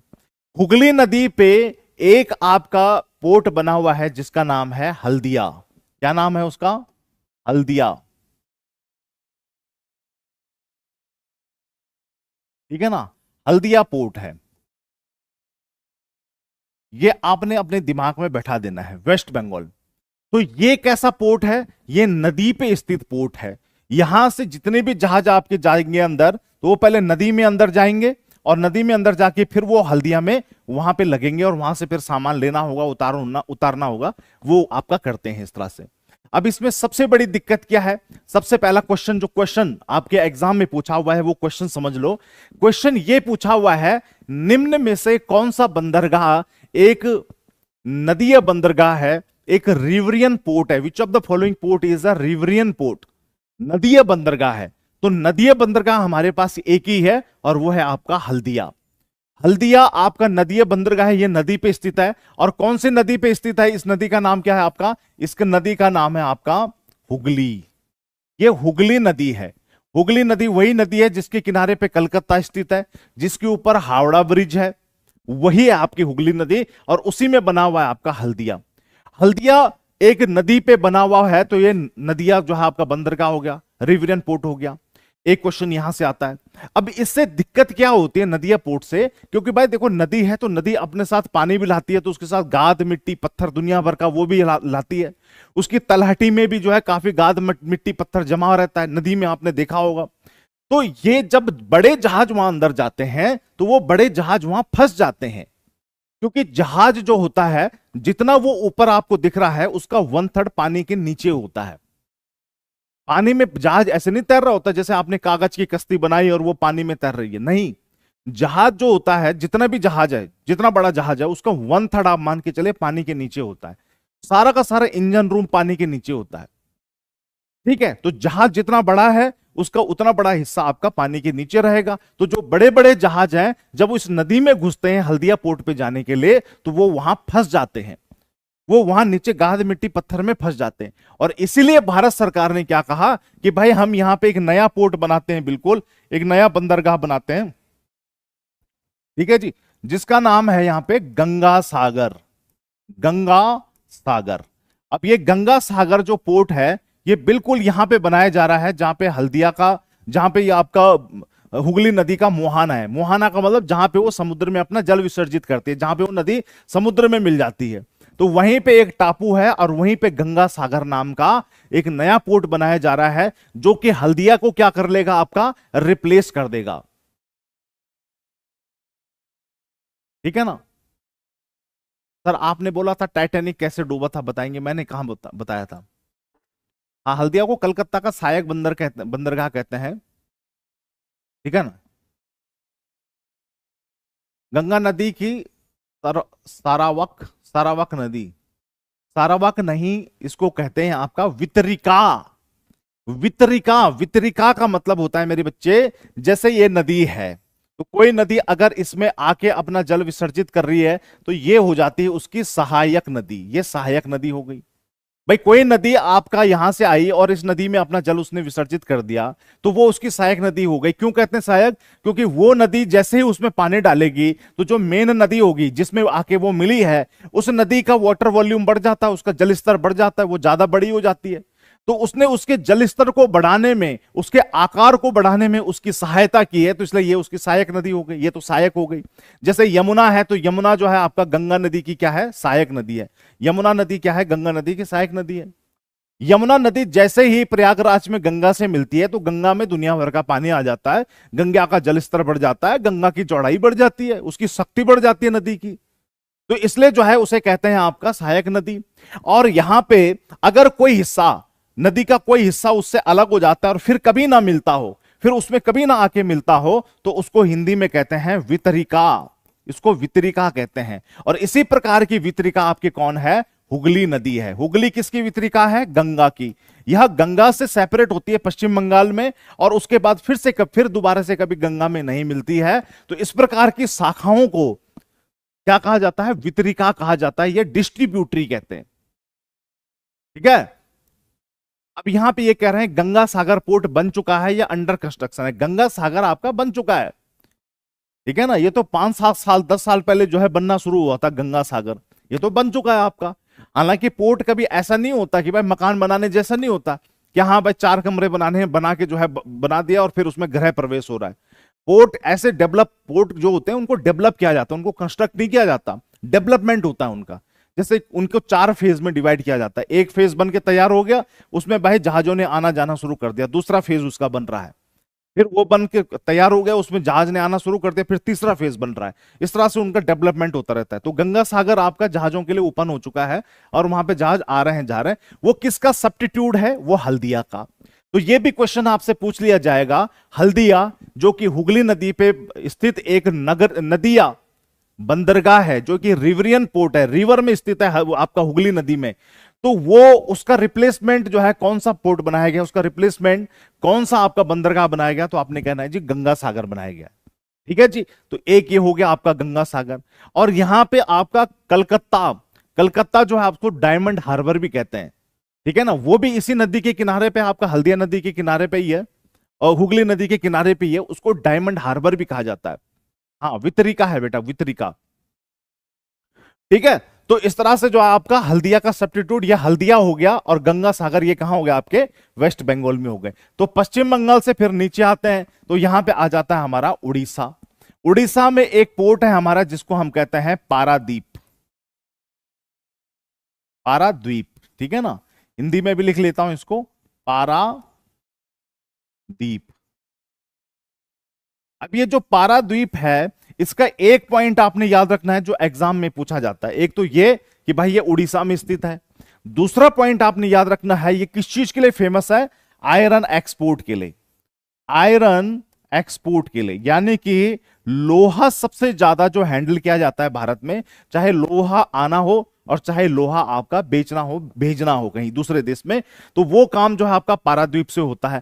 आयरन एक्सपोर्ट का मतलब होता है लोहे का जब हम निर्यात करते हैं, ठीक है ना। निर्यात, आयात नहीं, आयात का मतलब तो आना होता है, निर्यात कर रहे हैं, दूसरे देश को बेच रहे हैं, तो वो सारा आपका पारादीप से हैंडल होता है। ये इसी के लिए फेमस है।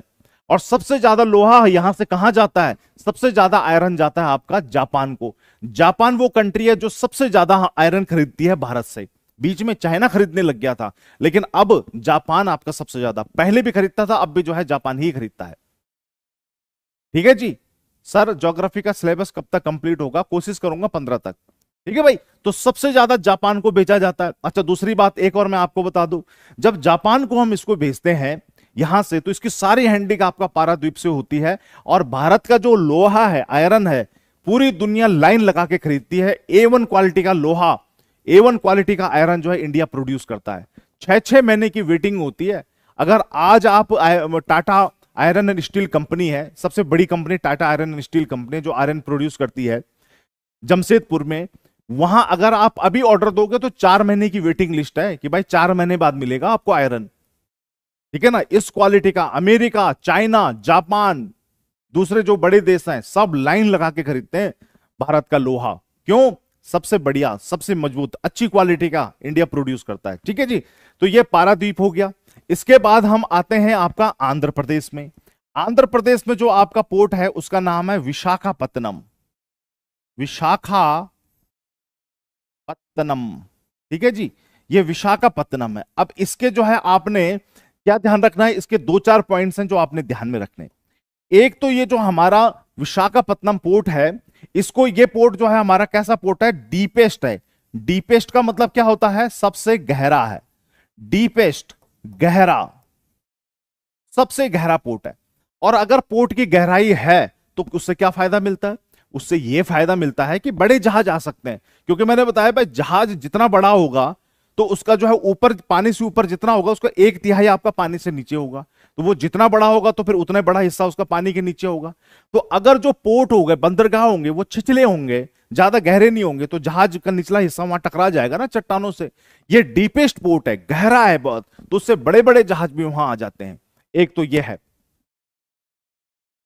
काकीनाडा मछलीपट्टनम, बिहार कोई पोर्ट है क्या सर? बिहार में कहां से पोर्ट हो गया यार? बिहार में समुद्र कहां टच होता है? ठीक है जी। तो एक तो डीपेस्ट, दूसरा आपने ये ध्यान में रखना है, इसका जो खास बात है विशाखापत्तनम का, ये आपका लैंड लॉक्ड है। ये से कहते हैं, वैसे है नहीं।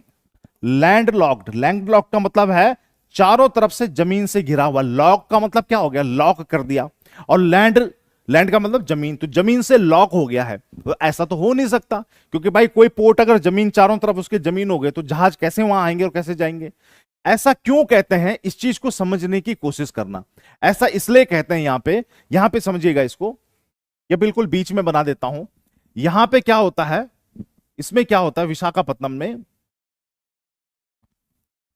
ब्लैक पेन ले लेते हैं, ठीक है जी।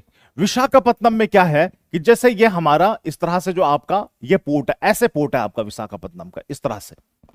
और यहां से क्या होता है, यहां पे इसके ठीक सामने एक पहाड़ी है, ऐसे, ये पहाड़ी ऐसे, ठीक है ना। यहां अंदर जो है आपके जहाज लगते हैं, इस तरह से जहाजों को पार करने का और लोडिंग और अनलोडिंग का कुछ इस तरह से हिसाब बनाया हुआ है। तो यहां पे ठीक इसके जो है आपका पहाड़ी है, जिसको क्या कहा जाता है?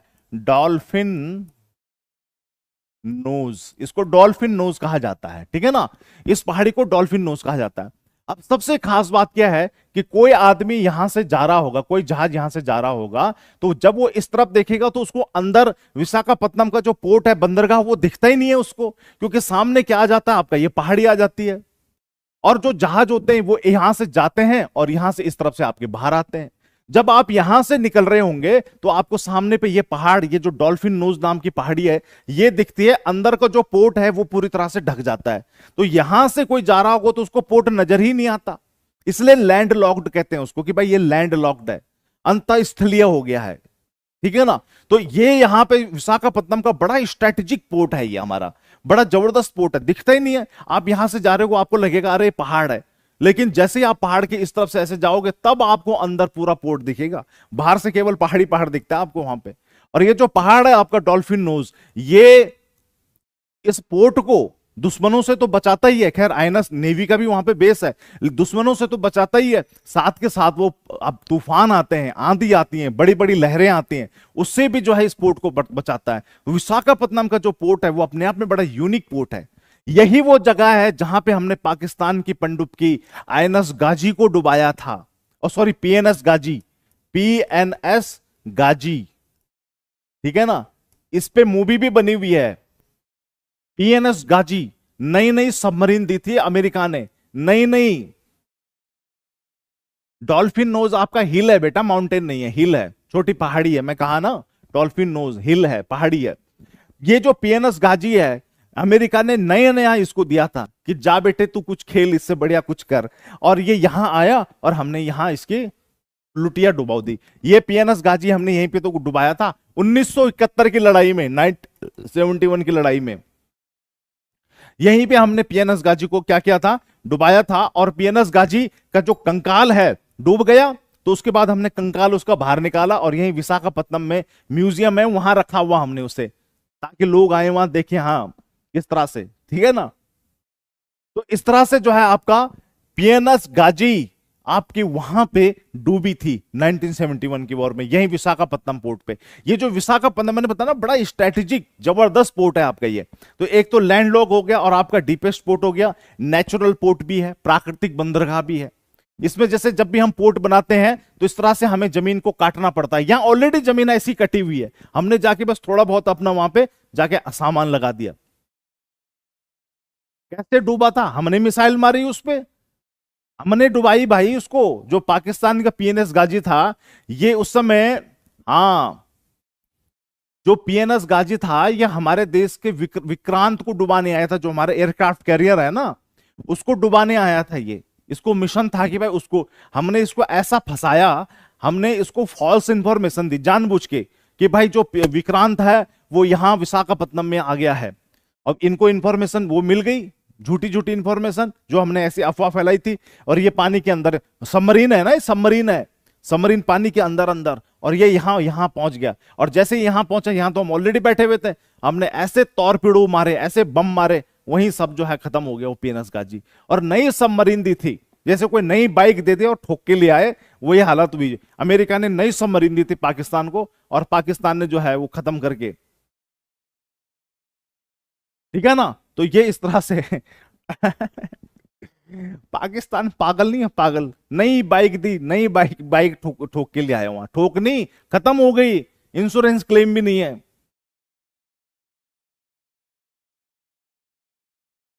पीएनएस ने एक नेवल शिप डुबाया था, ये साजिद कह रहा है। हाँ डुबाया था, उसका नाम था आईएनएस खुकरी। वो उसने मुंबई पोर्ट में डुबाया था, मुंबई पोर्ट से बाहर निकल रहा था।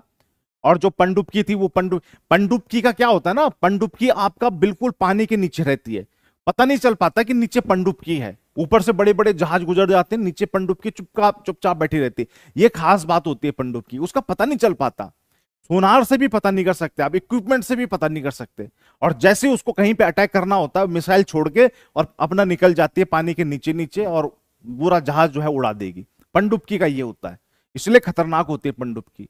लेकिन एक चीज और है, जैसे पनडुब्की का पता अगर लग गया, वैसे पता नहीं लगता, लेकिन अगर लग गया तो पनडुब्की का बचना भी बहुत मुश्किल है, क्योंकि स्पीड बहुत स्लो होती है उसकी पानी के नीचे चलने की।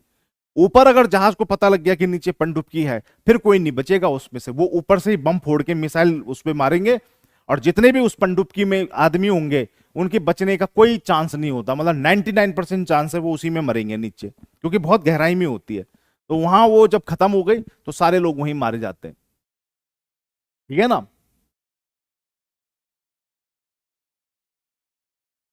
तो ये है चीज है। तो पनडुब्की थी, अब ये कहां लगी हुई थी, ये पाकिस्तान ने जो है ये पीएनएस गाजी भेजी। तो ये हमारा मुंबई में जो पोर्ट है, मुंबई में ये चुपके बैठ गई, मुंबई पोर्ट के सामने। और हमारा जो है आईएनएस खुकरी, आईएनएस खुकरी वहां से बाहर आ रहा था। तो इसको लगा कि भाई विक्रांत है या कोई है, और इसने नीचे से दे मिसाइल मार के, तो आईएनएस खुकरी को इसने उड़ा दिया था असल में, ठीक है ना, आईएनएस खुकरी।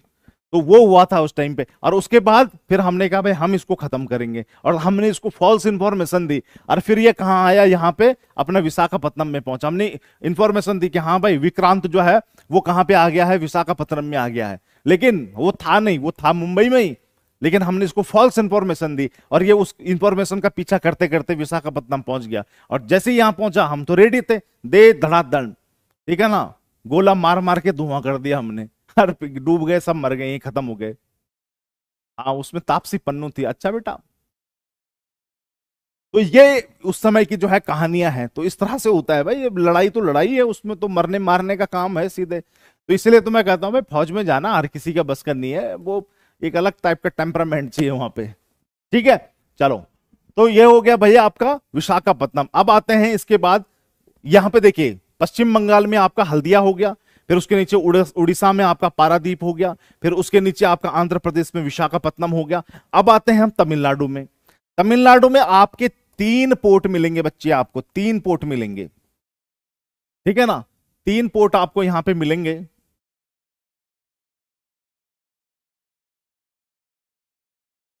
क्या हो रखा है ये,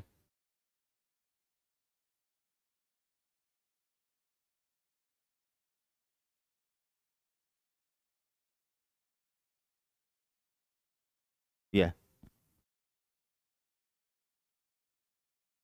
नहीं नहीं है, नहीं वो दिख नहीं रहा था ना, स्लाइड नेक्स्ट नहीं लेनी, ये आ रहा ना बीच में ये वाले, ठीक है जी। चलो कोई नहीं, अब आते हैं चेन्नई पे। चेन्नई पे हम आएंगे, तो चेन्नई पे देखो भाई क्या है अब यहाँ पे। चेन्नई में हमारा 3 महत्वपूर्ण पोर्ट हैं, इसको ध्यान में रखना, यहां से क्वेश्चन आता है। पहला जो पोर्ट है हमारा, वो है आपका चेन्नई पोर्ट, ठीक है ना, ये चेन्नई पोर्ट है। दूसरा जो पोर्ट है वो है आपका इन्नौर, और तीसरा जो पोर्ट है उसका नाम है तूती कोरिन, ठीक है ना, तूती कोरिन पोर्ट है। तीनों के से रिलेटेड एक एक पॉइंट आपने याद में रखना है, एक एक पॉइंट आपने याद में रखना है। चेन्नई जो है वो सबसे पुराना पोर्ट है, सबसे, ठीक है जी। जो इन्नौर है ये आपका प्राइवेट पोर्ट है, ये पॉइंट आपने इसमें याद रखना है, ठीक है जी। और जो तूतीकोरिन है इसमें यह याद रखना है कि मन्नार की खाड़ी में स्थित है, मन्नार की खाड़ी इसमें स्थित है आपका ये 3 पॉइंट आपने इसमें याद रखने हैं। और एक सबसे बड़ा जो क्वेश्चन आपका पूछा हुआ है, सबसे पहला क्वेश्चन ये आता है वो कौन सा राज्य है जिसमें तीन तीन बड़े पोर्ट है। एकमात्र राज्य वो है आपका तमिलनाडु। तमिलनाडु में सिर्फ और सिर्फ 3 मेजर पोर्ट आते हैं, जैसे यहां पे लिखा हुआ है नागापट्टनम। नागापट्टनम जो है वो मेजर पोर्ट्स में नहीं आता, मेजर पोर्ट्स आपके इंडिया के केवल 16 हैं, ठीक है। चेन्नई, इन्नौर, तूतीकोरिन, ये ऐसे पोर्ट हैं आपके जो कि तमिलनाडु में है। और तीनों में ही आपके क्वेश्चन ये आता है कि भाई ऐसा कौन सा पोर्ट है जो कि आपका तमिलनाडु में, ऐसा कौन सा राज्य है जो कि आपका 3 पोर्ट लेके बैठा हुआ है, और वो है 3 बड़े पोर्ट, मेजर पोर्ट्स, वो है आपका तमिलनाडु। चेन्नई जो है सबसे पुराना पोर्ट है। अब कैसे? चेन्नई का पुराना नाम है आपका, मन्नार की खाड़ी को इंग्लिश में बोलेंगे द गल्फ ऑफ मन्नार, ठीक है, gulf of Mannar, gulf of Mannar में स्थित। अब क्वेश्चन क्या आता है ये सुन लो पहले। क्वेश्चन ये आता है चेन्नई में सबसे, जिसका पुराना नाम है मद्रास। भारत में सर, आंध्र प्रदेश में भी 3 है, वैसे तो भारत में 220 पोर्ट हैं टोटल मिला के। मैं बात कर रहा हूं मेजर पोर्ट, जिनको बड़े पोर्ट्स का, मेजर पोर्ट्स का जिनको क्या दिया हुआ है, दर्जा दिया हुआ है, ठीक है। ऐसे महाराष्ट्र में भी 3-4 है आपके, 2-3 आपको गुजरात में भी मिल जाएंगे, लेकिन उन्हें हम मेजर पोर्ट्स की बात कर रहे हैं, ठीक है भाई। 5 PM केमिस्ट्री। तो अब इस बात को सुनो भाई, भारत में बड़े बड़े राजा हुए, अशोक हुआ, चंद्रगुप्त मौर्य हुआ, भाई अकबर भी हुआ है, औरंगजेब भी हुए, बाबर, दुनिया भर के बड़े बड़े राजा, ठीक है ना। लेकिन किसी के पास भी क्या नहीं थी, आपका नेवी नहीं थी। सम्राट जो भारत में हुए, बड़े बड़े सम्राट जो हुए, केवल मराठा थे औरंगजेब के समकालीन जिन्होंने नेवी बनाई थी, लेकिन उससे पहले कोई इंडियन, कोई ऐसा राजा नहीं था जिसने नेवी बनाई, जिसकी अपनी नेवी थी। एकमात्र राजा दक्षिण भारत का जो था उसका नाम था राजेंद्र चोल द्वितीय। राजेंद्र चोल द्वितीय ने नेवी बनाई थी, और अपनी नेवी के लिए, क्योंकि जब नेवी बनाती है, नौसेना बनाई, तो उसके लिए भाई आपका पोर्ट भी चाहिए, तो तब उसने ये पोर्ट बनाया था, चोल वंश का राजा राजेंद्र चोल, ठीक है जी। तो उन्होंने जो है आपका ये बनाए, और उसके बाद उसके बलबूते पे फिर उसने श्रीलंका, इंडोनेशिया, इंडोनेशिया के बाद फिर आपका कौन सा आता है, Thailand, Laos, Cambodia, south east के ये सारे इस तरफ के जो देश हैं, ये सारे उसने जीत लिए थे, ठीक है ना, सारे उसने जीत लिए थे। आप इंडोनेशिया जाओ तो इंडोनेशिया जो है आपका कैसा है, इंडोनेशिया आपका दुनिया का सबसे बड़ी मुस्लिम कंट्री है, सबसे बड़ी मुस्लिम कंट्री इंडोनेशिया है। सबसे ज्यादा मुस्लिम्स जो रहते हैं वो आपके कहां रहते हैं, इंडोनेशिया में रहते हैं।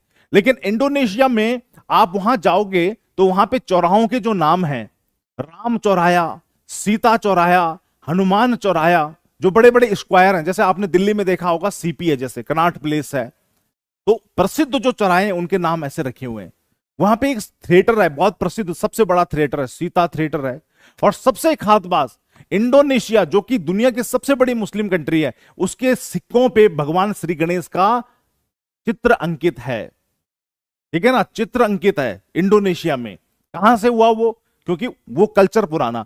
दूसरी बात, आप थाईलैंड चले जाओ, थाईलैंड में जो राजा है अभी भी जब वो राजगद्दी पे बैठता है तो राम के नाम से बैठता है, मतलब अपने नाम के आगे वो राम लगाते हैं, राम द्वितीय, राम, अभी राम मेरे ख्याल से 45वां चल रहा है, वैसा कुछ है, रामा के नाम से वो गद्दी पे बैठते हैं थाईलैंड में। कंबोडिया, दुनिया में सबसे ज्यादा हिंदू कहां रहते हैं आपके, भारत में, लेकिन सबसे बड़ा जो हिंदुओं का मंदिर है, सबसे बड़ा हिंदू मंदिर आपका कहां पे है, कंबोडिया में, ओंकार वाट का मंदिर, ओंकार वाट, जिसे दुनिया का 8वां आश्चर्य भी कहा गया है। 8वें आश्चर्य का दर्जा किसको मिला है, यह क्वेश्चन आपका पूछा जा सकता है, या 8वें आश्चर्य, 8th wonder of the world किसको किसको कहा गया है, ओंकार वट को, जो कि कहां पे है, कंबोडिया में, भारत में नहीं है, विष्णु भगवान को समर्पित है, ठीक है ना। तो इसको आपने समझना है, कंबोडिया में, हां जी। तो ये जो चेन्नई है आपके, चेन्नई इसको मद्रास और इस पर राजेंद्र चोल ने बनाया था, और फिर उसको जो है पूरे इसी नेवी के बलबूते पे पूरा साउथ ईस्ट एशिया उसने जीता था, और तब ये भारत की संस्कृति वहां तक पहुंची। ठीक है जी। वेटिकन सिटी में टेंपल नहीं है बेटा, वो चर्च है। ठीक है, वेटिकन सिटी में चर्च है। तो इस तरह से ये चेन्नई। अच्छा, इन्नौर की बात करो तो इन्नौर भारत के एकमात्र प्राइवेट जो है आपका पूरी तरह से आपका एक प्राइवेट पोर्ट है। ठीक है ना, प्राइवेट बंदरगाह है। क्वेश्चन आएगा भाई प्राइवेट बंदरगाह कौन सा है? इन्नौर। तूतीकोरिन, तूतीकोरिन से बहुत एक टेक्निकल क्वेश्चन आता है। क्या क्वेश्चन आता है? वो कहता है वो कौन सा बंदरगाह है जो भारत के पूर्वी तट पे स्थित है लेकिन बंगाल की खाड़ी में नहीं है। तब लड़के वहां चकरा जाते हैं, वो कहते हैं यार पूर्वी तट पे तो पूरा इधर भाई बंगाल की खाड़ी है, इधर आपका अरब सागर है, तो बंगाल की खाड़ी में स्थित नहीं है, पूर्व में है और बंगाल की खाड़ी में नहीं है, ये कैसे पॉसिबल है? तब हम देखते हैं यहां पे, तब आंसर आता है आपका तूतीकोरिन, क्योंकि ये पूर्वी तट पे तो है लेकिन ये तूतीकोरिन आपका मन्नार की खाड़ी में है, यहां पे मन्नार की खाड़ी में स्थित है, ये आपका बंगाल की खाड़ी में नहीं है, गल्फ ऑफ मन्नार यहां पे स्थित है, बे ऑफ बंगाल में नहीं है। इस चीज को ध्यान में रखना है। ठीक है ना। अच्छा, वेटिकन सिटी से बड़ा है आपका ओंकारवाट, हाँ वो है। ठीक है जी। तो तूतीकोरिन पे आपने ये पॉइंट नोट डाउन कर लेना है कि भाई ये मन्नार की खाड़ी में है, बंगाल की खाड़ी में नहीं है। हालांकि ये भी पूर्वी तट पे ही आता है, लेकिन एकमात्र बंदरगाह ऐसा जो पूर्वी तट पे आता है लेकिन बंगाल की खाड़ी में ना होके मन्नार की खाड़ी में, ये क्वेश्चन आता है। ठीक है भैया। चलो अब आते हैं अपना केरला में। यहां केरल में एक जो कोस्ट है आपका उसका नाम है कोची। ठीक है ना, कोचीन भी कहते हैं उसको, कोचीन। इसका एक पॉइंट आपने याद रखना है, सबसे बड़ा क्या है बेटा आपका? ये शिपयार्ड है, सबसे बड़ा शिपयार्ड है। अब ये शिपयार्ड क्या बला होती है भाई? आपने देखा होगा कि भाई जैसे हम क्या करते हैं, हम क्या करते हैं कि भाई अपना बाइक की सर्विसिंग कराते हैं, ठीक है ना, तो वैसे ही भाई जहाजों की भी सर्विसिंग होती है। भाई जहाज में भी इंजन होता है, उसमें भी ऑयल पड़ता है, उसकी ऑयलिंग है, फिल्टर चेंज है, दुनिया भर की चीजें हैं, तो वो सारी चीजें उसमें भी चेंज होती हैं। तो कोचीन जो है वो सबसे बड़ा शिपयार्ड है। शिपयार्ड का मतलब ऐसी जगह, ऐसा पोर्ट जहां पे जहाजों का निर्माण भी किया जाता है और जहां पे जहाजों की सर्विसिंग भी होती है। ठीक है ना, उनकी साफ सफाई, सर्विसिंग, ऑयल चेंज करना, फिल्टर चेंज करना, जो इक्विपमेंट खराब हो गया उसको ठीक ठाक करके जो हम अपनी गाड़ी में करवाते हैं, वही जहाजों में जो है वो सबसे बड़ा कहां पे होता है? आपका कोचीन में होता है। ठीक है ना, तो ये भी आपने ध्यान में रखना। हाँ, service centre of the ship, service centre of the ship जो है आपका कहीं है, आपका मझगांव डॉकयार्ड भी है। मझगांव डॉकयार्ड कहां है आपका? मुंबई में है। मझगांव डॉकयार्ड कभी पूछेगा तो ध्यान में रखना, मझगांव डॉकयार्ड वो कहां पे? आपका मुंबई में, वहां पे भी जहाज बनते हैं। ठीक है ना। और गार्डनर एंड द रीच वो कहां पे? आपका कलकत्ता में, ये भी जहाज बनाता है, ये दूसरा शिपयार्ड है। और तीसरा शिपयार्ड आपका कहां पे है? कोचीन। इन तीनों में ही सबसे बड़ा आपका कोचीन वाला है।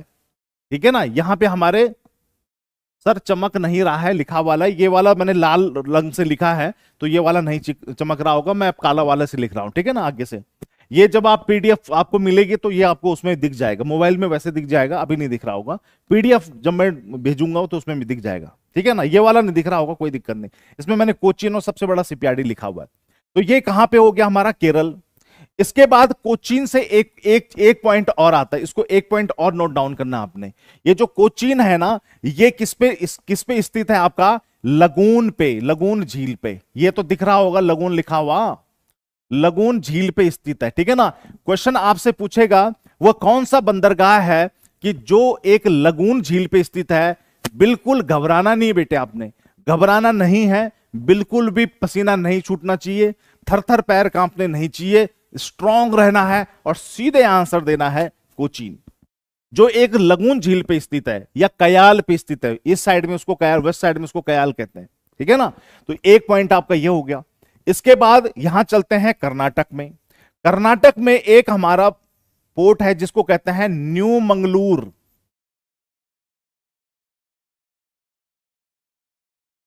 ठीक है जी, न्यू मंगलूर जो है एक हमारा ये न्यू मंगलूर नाम का हमारा पोर्ट है। ये थोड़ा सा न्यू मंगलूर को सही लिख लेता हूं।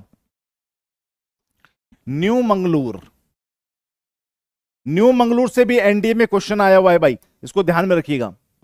न्यू मंगलूर,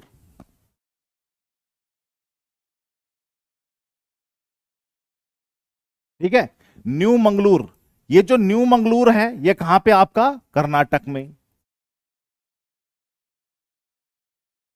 ये कर्नाटक में आपका स्थित है, ठीक है जी। और इस जो ये जो न्यू मंगलूर है इसको क्या कहते हैं, गेटवे ऑफ कर्नाटका। क्या कहते हैं, गेटवे ऑफ कर्नाटक। कभी भी आपसे क्वेश्चन पूछा जाए कि भाई गेटवे ऑफ कर्नाटक कौन सा है, तो वह है आपका न्यू मंगलूर। ये न्यू मंगलूर है, ठीक है जी। एक ये हो गया है, ये भी। अब इसके बाद दूसरा आता आपका गोवा में, यहां गोवा में, ठीक है जी। गोवा में जो आपका पोर्ट है, इस पोर्ट को हम क्या कहते हैं, इसे कहते हैं मर्मगांव। मर्मगांव कहां पे आपका, मर्मगांव है आपका गोवा में। ये हो गया आपका गोवा में, ठीक है जी। ये मांडवी नदी के किनारे पे, मांडवी नदी है वहां पे, उसके किनारे पे आपका हो गया मर्मगांव। केरल, उसके बाद कर्नाटक, उसके बाद आपका गोवा, मर्मगांव हो गया। गोवा के बाद आता है आपका महाराष्ट्र, ठीक है जी। फिर आता है आपका महाराष्ट्र। अब ये जो महाराष्ट्र वाला है, महाराष्ट्र में आपके एक गजब की चीज है, यहां पे आपका मुंबई पोर्ट है। मुंबई पोर्ट है भाई आपका, जो ये पोर्ट है आपका, ये मुंबई पोर्ट है भाई। अब यहां पे दिक्कत क्या हो रही है कि ये जो मुंबई पोर्ट आपका है, इसको हम एक और नाम से जानते हैं, मुंबई पोर्ट को। इसको हम कहते हैं जवाहरलाल नेहरू पोर्ट। मुंबई पोर्ट को, ये जो मुंबई पोर्ट है इसको क्या कहते हैं, जवाहरलाल नेहरू पोर्ट, इसको हम कहते हैं जवाहरलाल नेहरू पोर्ट। ये जो जवाहरलाल नेहरू पोर्ट है, ये भारत का सबसे बड़ा और सबसे बिजिएस्ट पोर्ट है। सबसे बड़ा और सबसे बिजिएस्ट, यानी कि सबसे व्यस्त। इतने जहाज आते जाते हैं, और इतना व्यस्त हो गया था कि भाई जहाज आपस में टकराने लग गए थे, भीड़ हो गई थी वहां पे बहुत सारी। तो हमने क्या किया, मुंबई पोर्ट, जिसको हम जवाहरलाल नेहरू पोर्ट भी कहते हैं, इसी के बगल में हमने एक नया पोर्ट बना दिया, जिसका नाम है आपका नहावा सेवा, ठीक है ना, जिसका नाम है आपका नहावा सेवा। इसको यहां नीचे लिख रहा हूं मैं, नहावा सेवा। ये जो नहावा सेवा है, इंडिया का सबसे ज्यादा एडवांस्ड, सबसे ज्यादा एडवांस पोर्ट है। वहां सारा काम कंप्यूटर से होता है। जैसे आपने देखा होगा, ट्रेन से जो है जहाजों से सामान उतारा जाता है, या कोई सामान आपका चढ़ाना है वो भी ट्रेन, क्रेन से, जो क्रेन होती है उससे चढ़ाया जाता है। यहां पे वो सारा काम कंप्यूटर से होता है। क्रेन भी है, क्रेन भी चलती है तो वो भी कंप्यूटर से चलती है, ठीक है। आपने देखा होगा एक आदमी होता है वो लीवर खींचता है क्रेन को आगे पीछे ऊपर नीचे, लेकिन नहीं, यहां पे सारा काम कंप्यूटराइज्ड है। एवरीथिंग, मतलब सबसे एडवांस जो पोर्ट है वो आपका नहावा सेवा है, ठीक है। ये मुंबई पोर्ट के प्रेशर को कम करने के लिए, मुंबई पोर्ट के प्रेशर को कम करने के लिए, जवाहरलाल नेहरू पोर्ट को जो है के प्रेशर को कम करने के लिए एक नया पोर्ट बनाया गया है, जिसका नाम है नहावा सेवा। इसके बाद आते हैं आपका गुजरात में। गुजरात में बिल्कुल यहां पे एक पोर्ट स्थित है, जिसका नाम है कांडला, ठीक है जी, जिसका नाम क्या है आपका, कांडला। कांडला। अब कांडला पोर्ट के बारे में दो चीजें हैं भाई, दो चीजें हैं, लिखने के लिए जगह नहीं बची हुई है, बट इसको भाई नोट डाउन कर लेना, यहां से क्वेश्चन आपका आता है। पहला पॉइंट आपका ये आपने लिखना है, यहां पे जो कांडला पोर्ट है वो एक आपका टाइडल पोर्ट है, यानी कि ज्वारीय बंदरगाह है। ज्वारीय यानी कि जब ज्वार और भाटा आता है उसके हिसाब से जहाज यहां इन और आउट होते हैं। उसका कारण क्या होता है भाई, जहाज आए, पानी है पूरा भरा हुआ पोर्ट तक, जहाज आए, जहाज ने सामान वहां पे लगा दिया, ठीक है ना, जहाज वहां पे खड़ा हो गया। उसके बाद पानी आपका 5 किलोमीटर पीछे चला गया। जब पानी पीछे चला जाएगा तो जहाज तो भाई पानी में चलता है ना, वो तो जमीन पे आपका रुक जाएगा। वहां पे जो पानी है आपका, वो जब पीछे चला गया है तो जहाज नीचे लग जाएगा जमीन पे। वो पीछे कैसे जा पाएगा, वो जा ही नहीं पाएगा। उसको दोबारा से इंतजार करना पड़ता है कि भाई पानी कब भरे। दोबारा से जब आपका ज्वार आता है और पानी बढ़ता है, तब जहाज उसके साथ आपका वापस जा सकता है। तो यहां पे जो जहाज हैं उनको इस बात का ध्यान रखना होता है कि भाई ज्वार भाटा कब आ रहा है। ज्वार के साथ आना होता है और पानी कम होने से पहले पहले आपको जो है निकल जाना होता है, नहीं तो फिर वहां पे जो है जहाज फंस के रह जाता है, उसे इंतजार करना पड़ता है दोबारा पानी चढ़ने का। ज्वार भाटा आपने फिजिकल ज्योग्राफी में पढ़ा होगा कि कैसे कैसे आता है और किस तरह से जो है उसका मैकेनिज्म होता है। तो कांडला एक तो आपका क्या है, ज्वार भाटा वाला, यानी कि टाइडल पोर्ट है हमारा, जो टाइड्स पे बहुत ज्यादा निर्भर है। दूसरा जो है यहां पे पॉइंट आपको जो याद करना है, जो लिखना है, वो ये है कि ये जो हमारा कांडला पोर्ट है, इसको कहते हैं of spring of the partition. Of spring का मतलब होता है बच्चे, छोटे बच्चे जो पैदा होते हैं, छोटे बालक, उनको ऑफ स्प्रिंग्स कहा जाता है। ऑफ पार्टीशन, पार्टीशन का मतलब विभाजन, ये विभाजन की पैदाइश है ये कांडला। और उसका कारण क्या है कि जब भारत और भाई पाकिस्तान ये सारा एक था, तो यहां पे बहुत बड़ा बंदरगाह एक आपको मिलेगा जिसका नाम है कराची। कराची जो बंदरगाह है वो इस पूरे इलाके को सर्व करता था। यहां से जो भी सामान आपका कहीं भेजना है, लाना है विदेशों से, तो वो कराची बंदरगाह से आ जाता था। लेकिन जब विभाजन हुआ, जब भारत और पाकिस्तान का विभाजन हुआ, तो उसके बाद ये जो कराची है, कराची कहां चला गया, पाकिस्तान में। तो इस एरिया को सर्व करने वाला, इस एरिया में सामान जो है लाने वाला, और यहां से सामान को अगर कहीं भिजवाना है तो उसके लिए फिर कोई मिला नहीं, हमें कोई बंदरगाह कोई मिला नहीं। उसके लिए फिर हमें क्या करना पड़ा, यहां पे एक नया बंदरगाह बनाना पड़ा जिसका नाम रखा गया कांडला। तो जो कांडला है वो बना ही इसलिए जब विभाजन हुआ, विभाजन के कारण इसका जन्म हुआ, इसलिए इसको इंग्लिश में कहते हैं of spring of the partition, या फिर इसे कहा जाता है हिंदी में कि भाई ये जो है आपका विभाजन की पैदाइश है, विभाजन हुआ तो उसकी वजह से। ठीक है, फिर से बोलिए सर क्या बोलते हैं इसको, भाई बोलते हैं of spring of the partition, of spring of partition, ठीक है ना, of spring of the partition इसको कहा जाता है। यहां पे लिख लेता हूं मैं, देखो कहीं पे कांडला, और यहां पे ब्लैक पेन से लिख लेता हूं।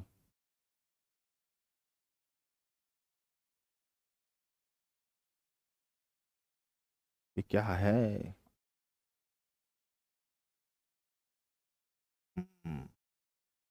ठीक है, इसको कहते हैं of spring of partition. Partition मतलब विभाजन, विभाजन की पैदाइश है आपका ये कांडला जो है, ठीक है ना। एक तो इसको ये कहते हैं, और दूसरा मैंने बताया ज्वारीय बंदरगाह। तो क्वेश्चन कितने बजे तक पढ़ाएंगे, पढ़ाएंगे अभी एक दो पॉइंट्स और हैं ठीक है ना। तो ऑफ स्प्रिंग ऑफ पार्टीशन इसको कहते हैं कांडला। क्या है ये, ठीक है जी, ये कांडला हो गया। इसके बाद यहां पे एक और पोर्ट है जिसको हम कहते हैं दाहेज।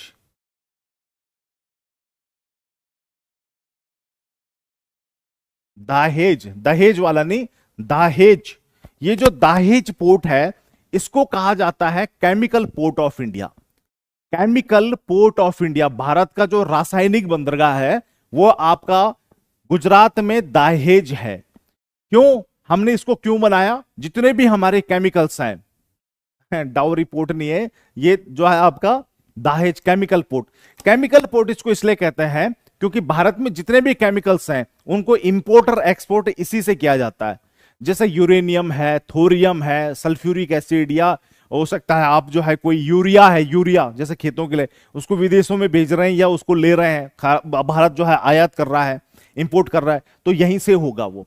रीजन क्या होता है कि हमने ये पाया कि भाई जैसे अब मुंबई बंदरगाह है या कोई दूसरे बंदरगाह है, वहां से भाई दुनिया भर का सामान आता है और जाता है। भाई वहां से गेहूं भी जा रहा है, चावल भी जा रहा है, फल फ्रूट्स आ रहे हैं, जा रहे हैं, दुनिया भर का और सामान भी। अब उसके साथ हम यूरेनियम भी भेज रहे हैं, वो भी वहीं रखा हुआ है, या कोई एसिड भी है, या कोई दूसरा केमिकल भी है, तो कई बार उसमें रिसाव हो गया, कई बार वो जो है आपका लूज हो गया, तो वो सारा सामान अपना आसपास का दूसरा जो सामान है उसको भी खराब कर देगा। तो इसलिए हमने कहा भाई जो केमिकल वाली चीज है ये सारे आप एक ही पोर्ट से लाओ, और वो है आपका ये स्पेशल इसीलिए बना हुआ है। दूसरे से कर सकते हैं, पर मैंने बताया ना दिक्कत वही है, दूसरे से करने में हैंडलिंग की दिक्कत है। कि जैसे आप यूरेनियम ला रहे हो या कोई एसिड है, आप या तो उसे विदेशों में भेज रहे हो या विदेशों से ला रहे हो, तो दिक्कत यह होती है कि भाई अगर वो कहीं से लीक हो गया, उसमें कहीं रिसाव हो गया, तो बाकी जो और सामान रखा रहता है पोर्ट्स में या जहाज में, तो वो भी क्या हो जाता है, आपका खराब हो जाता है, उसमें भी दिक्कत हो जाती है। तो हमने कहा भाई इस तरह के जो केमिकल वाली चीजें हैं इनके लिए एक अलग ही पोर्ट बना देते हैं, ठीक है ना। यहीं से पकड़ा गया था हीरोइन, और जिसके कारण अच्छा, एसआरके का लड़का पकड़ा गया था, हाँ। एक ही केमिकल पोर्ट है, नहीं मैं ये नहीं कह रहा हूं कि एक ही केमिकल पोर्ट है, मैं कह रहा हूं कि केमिकल्स के लिए स्पेशल हैंडल करने के लिए ये बनाया गया। अब कहीं और भी अगर मजबूरी होगी तो वहां से भी लाएंगे, लेकिन अब अगर हमें लग रहा है कि भाई कोई केमिकल है बहुत डेलिकेटेड है, तो वो केबल आपका यहीं से लाया जाएगा, दाहिद से। ठीक है ना, कोई भी जो केमिकल रसायन कुछ इस तरह का है, यूरेनियम है जैसे, अब यूरेनियम हम ला रहे हैं, तो फिर अगर अब उसी जहाज में यूरेनियम भी आ रहा है, वहीं पोर्ट पे यूरेनियम भी रखा हुआ है जहाज से उतार के, और वहीं से सेब भी रखे हुए हैं, वहीं गेहूं भी हम किसी देश को भेज रहे हैं तो वो भी साइड में वहीं रखे हुए हैं, वो सारा कंटेम हो जाएगा उससे। ठीक है ना, तो ये चक्कर है। तो ये सारा जो है हिसाब किताब है। तो ये दाहेज हो गया। और एक पोर्ट और है बेटा, यहां अंडमान निकोबार में है। तो अंडमान निकोबार की लाइफ लाइन मैं कहीं पे लिख लेता हूं इसको, यहां पे इस पॉइंट को भी नोट कर लेना, life line of Andaman and Nicobar. Andaman और निकोबार की जीवन रेखा, ठीक है ना, अंडमान और निकोबार की जीवन रेखा किसको कहते हैं हम कहते हैं पोर्ट विलियर को, उसकी राजधानी है पोर्ट ब्लेयर। ठीक है, इसको ध्यान में रखना, पोर्ट विलियर को कहा जाता है। ठीक है ना, पोर्ट विलियर को कहा जाता है life line of the Andaman and Nicobar. इसके बिना तो अंडमान निकोबार में जीना संभव ही नहीं है, इस पोर्ट के बिना, जो पोर्ट विलियर है वहां पे, उसकी राजधानी भी है। ठीक है, तो ये कुछ पोर्ट्स हैं हमारे। तो ये सारे पोर्ट्स आपने कैसे याद रखने, एक बार आप जब बनाना शुरू करोगे ना, यहां से पहले कलकत्ता में बनाओ भाई हल्दिया, फिर उड़ीसा में आ जाओ यहाँ पे पारादीप, फिर नीचे आंध्र प्रदेश में आ जाओ भाई विशाखापत्तनम, फिर तमिलनाडु में आ जाओ तो भाई तीन है, चेन्नई, इन्नौर, आपका तूतीकोरिन। फिर यहां से ऊपर की तरफ चढ़ो, केरल, केरल में आप जो है कोचीन, कोचीन के बाद कर्नाटक में आओ भाई आपका न्यू मंगलोर, कर्नाटक के बाद गोवा में आओ भाई मरमगांव, उसके बाद महाराष्ट्र में आओ तो भाई जवाहरलाल नेहरू और नाहवा सेवा, उसी को रिप्लेस करने के लिए। फिर यहां से गुजरात में आ गए तो कांडला सबसे पहले, और फिर आपका दाहेज, और एक आपका अंडमान निकोबार। बस हो तो गया, बात खत्म। इतने ही पोर्ट हैं, इन्हीं में से पूछेगा जो पूछेगा, और कुछ पूछेगा ही नहीं। ठीक है, तो मैक्सिमम तो आपको अभी ही याद हो गए होंगे सारे के सारे, अगर आप अभी याद करने की कोशिश करो तो आपको याद हो चुके होंगे। और दूसरा, ठीक है जी, और दूसरी बात मैं आपको बताता हूं, आप एक दो बार इसको प्रैक्टिस करोगे इसी तरीके से। देखो, अगर आपके पास एक चॉइस है कि आप लिस्ट से भी याद करो कि भाई इस राज्य में ये, लेकिन फायदा नहीं है उसका, याद नहीं रहेगा बहुत लंबे टाइम तक। मैप से करो ऐसे, यूं बना के, किस राज्य में कौन सा, इस तरह से एक दो बार कर दिया ना, जीवन भर के लिए याद रह जाएगा। मैप बनाना नहीं आता तो बेटा, ये मैप मैंने बताया ना, ये मैप बनाना क्या बड़ी बात है, ऐसे बनाओ ना मैप, ऐसे यूं, यूं बनाओ ना मैप आप। अगर मैप वैसा भी नहीं आता तो मैप ऐसा भी तो आता होगा ना आपको बनाना, यूं ऐसे बनाओ मैप, यूं। क्या दिक्कत है इसमें, इसमें यहाँ पे वेस्ट बंगाल लिखो, बनाओ कि भाई वेस्ट बंगाल में हल्दिया, फिर यहाँ पे उड़ीसा, वेस्ट बंगाल के नीचे उड़ीसा आ गया, उड़ीसा में पारादीप, आंध्र प्रदेश, इसके नीचे आंध्र प्रदेश आ गया विशाखापत्तनम, इसके नीचे तमिलनाडु आ गया, तमिलनाडु में तीन बनाओ, इस तरह से थोड़ा कोशिश करो। ठीक है ना, तो हो जाएगा सारा।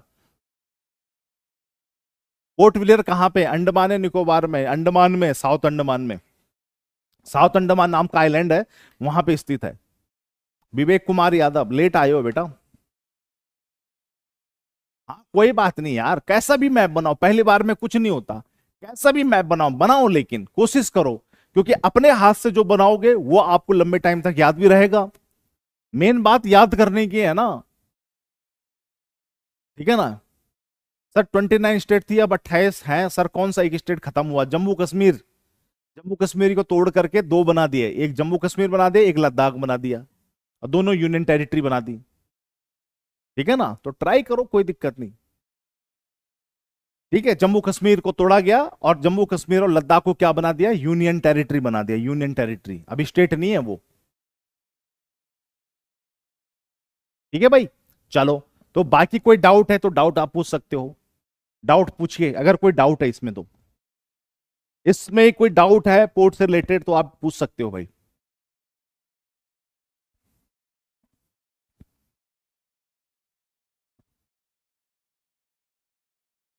ठीक है ना। पोर्ट्स, रेलवे के मैंने बताया, रेलवे में आपने दो काम करने हैं, एक हेडक्वार्टर याद करना है। ऐसा क्या खाऊं कि सब याद हो जाए एक बार में, ऐसा क्या खाऊं मास्टर का दिमाग।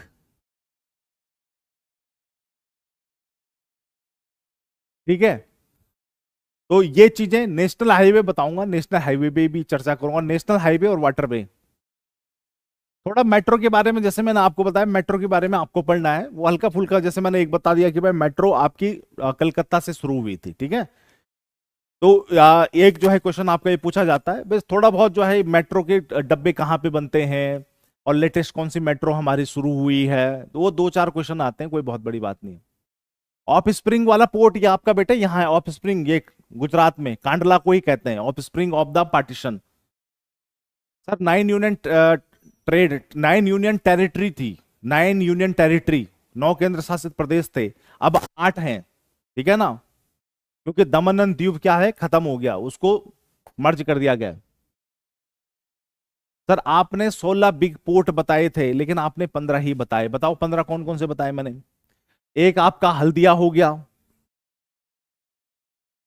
हल्दिया, गंगा सागर 2, पारादीप 3, विशाखापत्तनम 4, ठीक है जी, चेन्नई 5, इन्नौर 6, तूतीकोरिन 7, कोचिन 8, और न्यू मंगलोर 9, मुंबई 10, 11, 12, 13 ही बताए मैंने तो 15 भी नहीं बताए 15 कौन से हैं। सर जे का कैपिटल सिर्फ श्रीनगर क्यों नहीं होता है, क्योंकि जम्मू उसकी जो है शीतकालीन होती है, सर्दियों की जम्मू है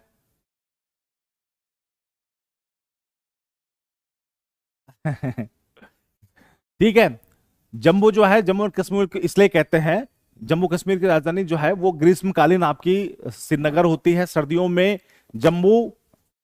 ठीक है ना, नहीं सिर्फ जम्मू नहीं है, गर्मियों में जो है आपका श्रीनगर, सर्दियों में आपका जम्मू, ऐसे होती है उसकी राजधानी, जम्मू उसकी जो है। ठीक है मेरे सर, आप पढ़ा और डाउट रह जाए, ऐसा हो नहीं सकता, थैंक यू। ठीक है, तो ये जो है आपको याद करना, सारे जो पोर्ट है, इंपॉर्टेंट पोर्ट्स कुछ मैंने बताए एग्जाम पॉइंट ऑफ व्यू से। ठीक है, वैसे तो हम और भी पढ़ सकते हैं, नागापत्तनम पढ़ सकते हैं, मछलीपट्टनम पढ़ लो, ये पढ़ लो, वो पढ़ लो, लेकिन कुछ नहीं होना आपका जो है, जो एग्जाम में आता है। फालतू में अदला बदली क्यों करते रहे, फालतू में नहीं करते भाई, ठंड लगती है जम्मू कश्मीर में, श्रीनगर में ठंड बहुत है, तो भाई ऑफिसर्स का पेन नहीं चलता, ऑफिसर का ना पेन नहीं चलता वहां पे, अधिकारियों का, तो इसलिए वो क्या है, जम्मू आ जाते हैं। सर कांडला के नीचे कौन सा, कांडला के नीचे दाहेज, ये Dahej chemical port of India, Bharat का रसायन, जहां पे सारे केमिकल वगैरह हैंडलिंग होती है। सर जी पीआईक्यू करवा देंगे आपको, पीआईक्यू जब 15 तारीख को खत्म करना है मैंने, तो मेरे भाई मैं 2-3 दिन तक आपको पीआईक्यू कराऊंगा सारे ज्योग्राफी के। ठीक है ना, सारे पीआईक्यू कराऊंगा आपको, कम से कम 100-150 पीआईक्यू कराऊंगा, तो उससे क्या है कि एक अपना थोड़ा सा बन जाएगा गेम, जो मतलब पॉइंट्स छूटे हुए हैं, कहीं पे कोई पॉइंट समझ में नहीं आता, कुछ आदमी भूल जाता है, तो वो सारा रिवीजन, सब कुछ कॉन्सेप्चुअल सारी चीजें हो जाएंगी। कितना प्रेजेंट एक्सपोर्ट बोट से होता है, मतलब समझा नहीं। श्रीनगर में तो भाई ठंड होती है, बहुत ठंड होती है श्रीनगर में, इतना प्रेजेंट एक्सपोर्ट बोट से होता है, मैं समझा नहीं भाई, क्वांटिटी पूछना चाह रहे हो। आयुष चौधरी क्या पूछना चाह रहे हो, कितना परसेंट एक्सपोर्ट बोट से होता है मतलब। सर आप मुझे 2 बार सल्यूट कर चुके हैं, इसका मतलब तेरा ऑफिसर बनना तय है भाई इसका मतलब तुम्हारा ऑफिसर बनना तय। चलो ठीक है, आज की क्लास यहीं पे खत्म करते हैं, बाकी कल थोड़ा सा नेशनल हाईवे वाटरवे के बारे में बताऊंगा। ठीक है, और कुछ और पॉइंट्स देख लेंगे। ठीक है, कुछ और बातें देख लेंगे, जो भी होगा जैसा भी होगा उससे रिलेटेड आपका जो भी क्वेश्चंस हैं कल के लिए भी तैयार रखिए, और कल मिलते हैं एक नए कुछ 2-4 चैप्टर्स के साथ, तब तक के लिए जय हिंद, जय भारत।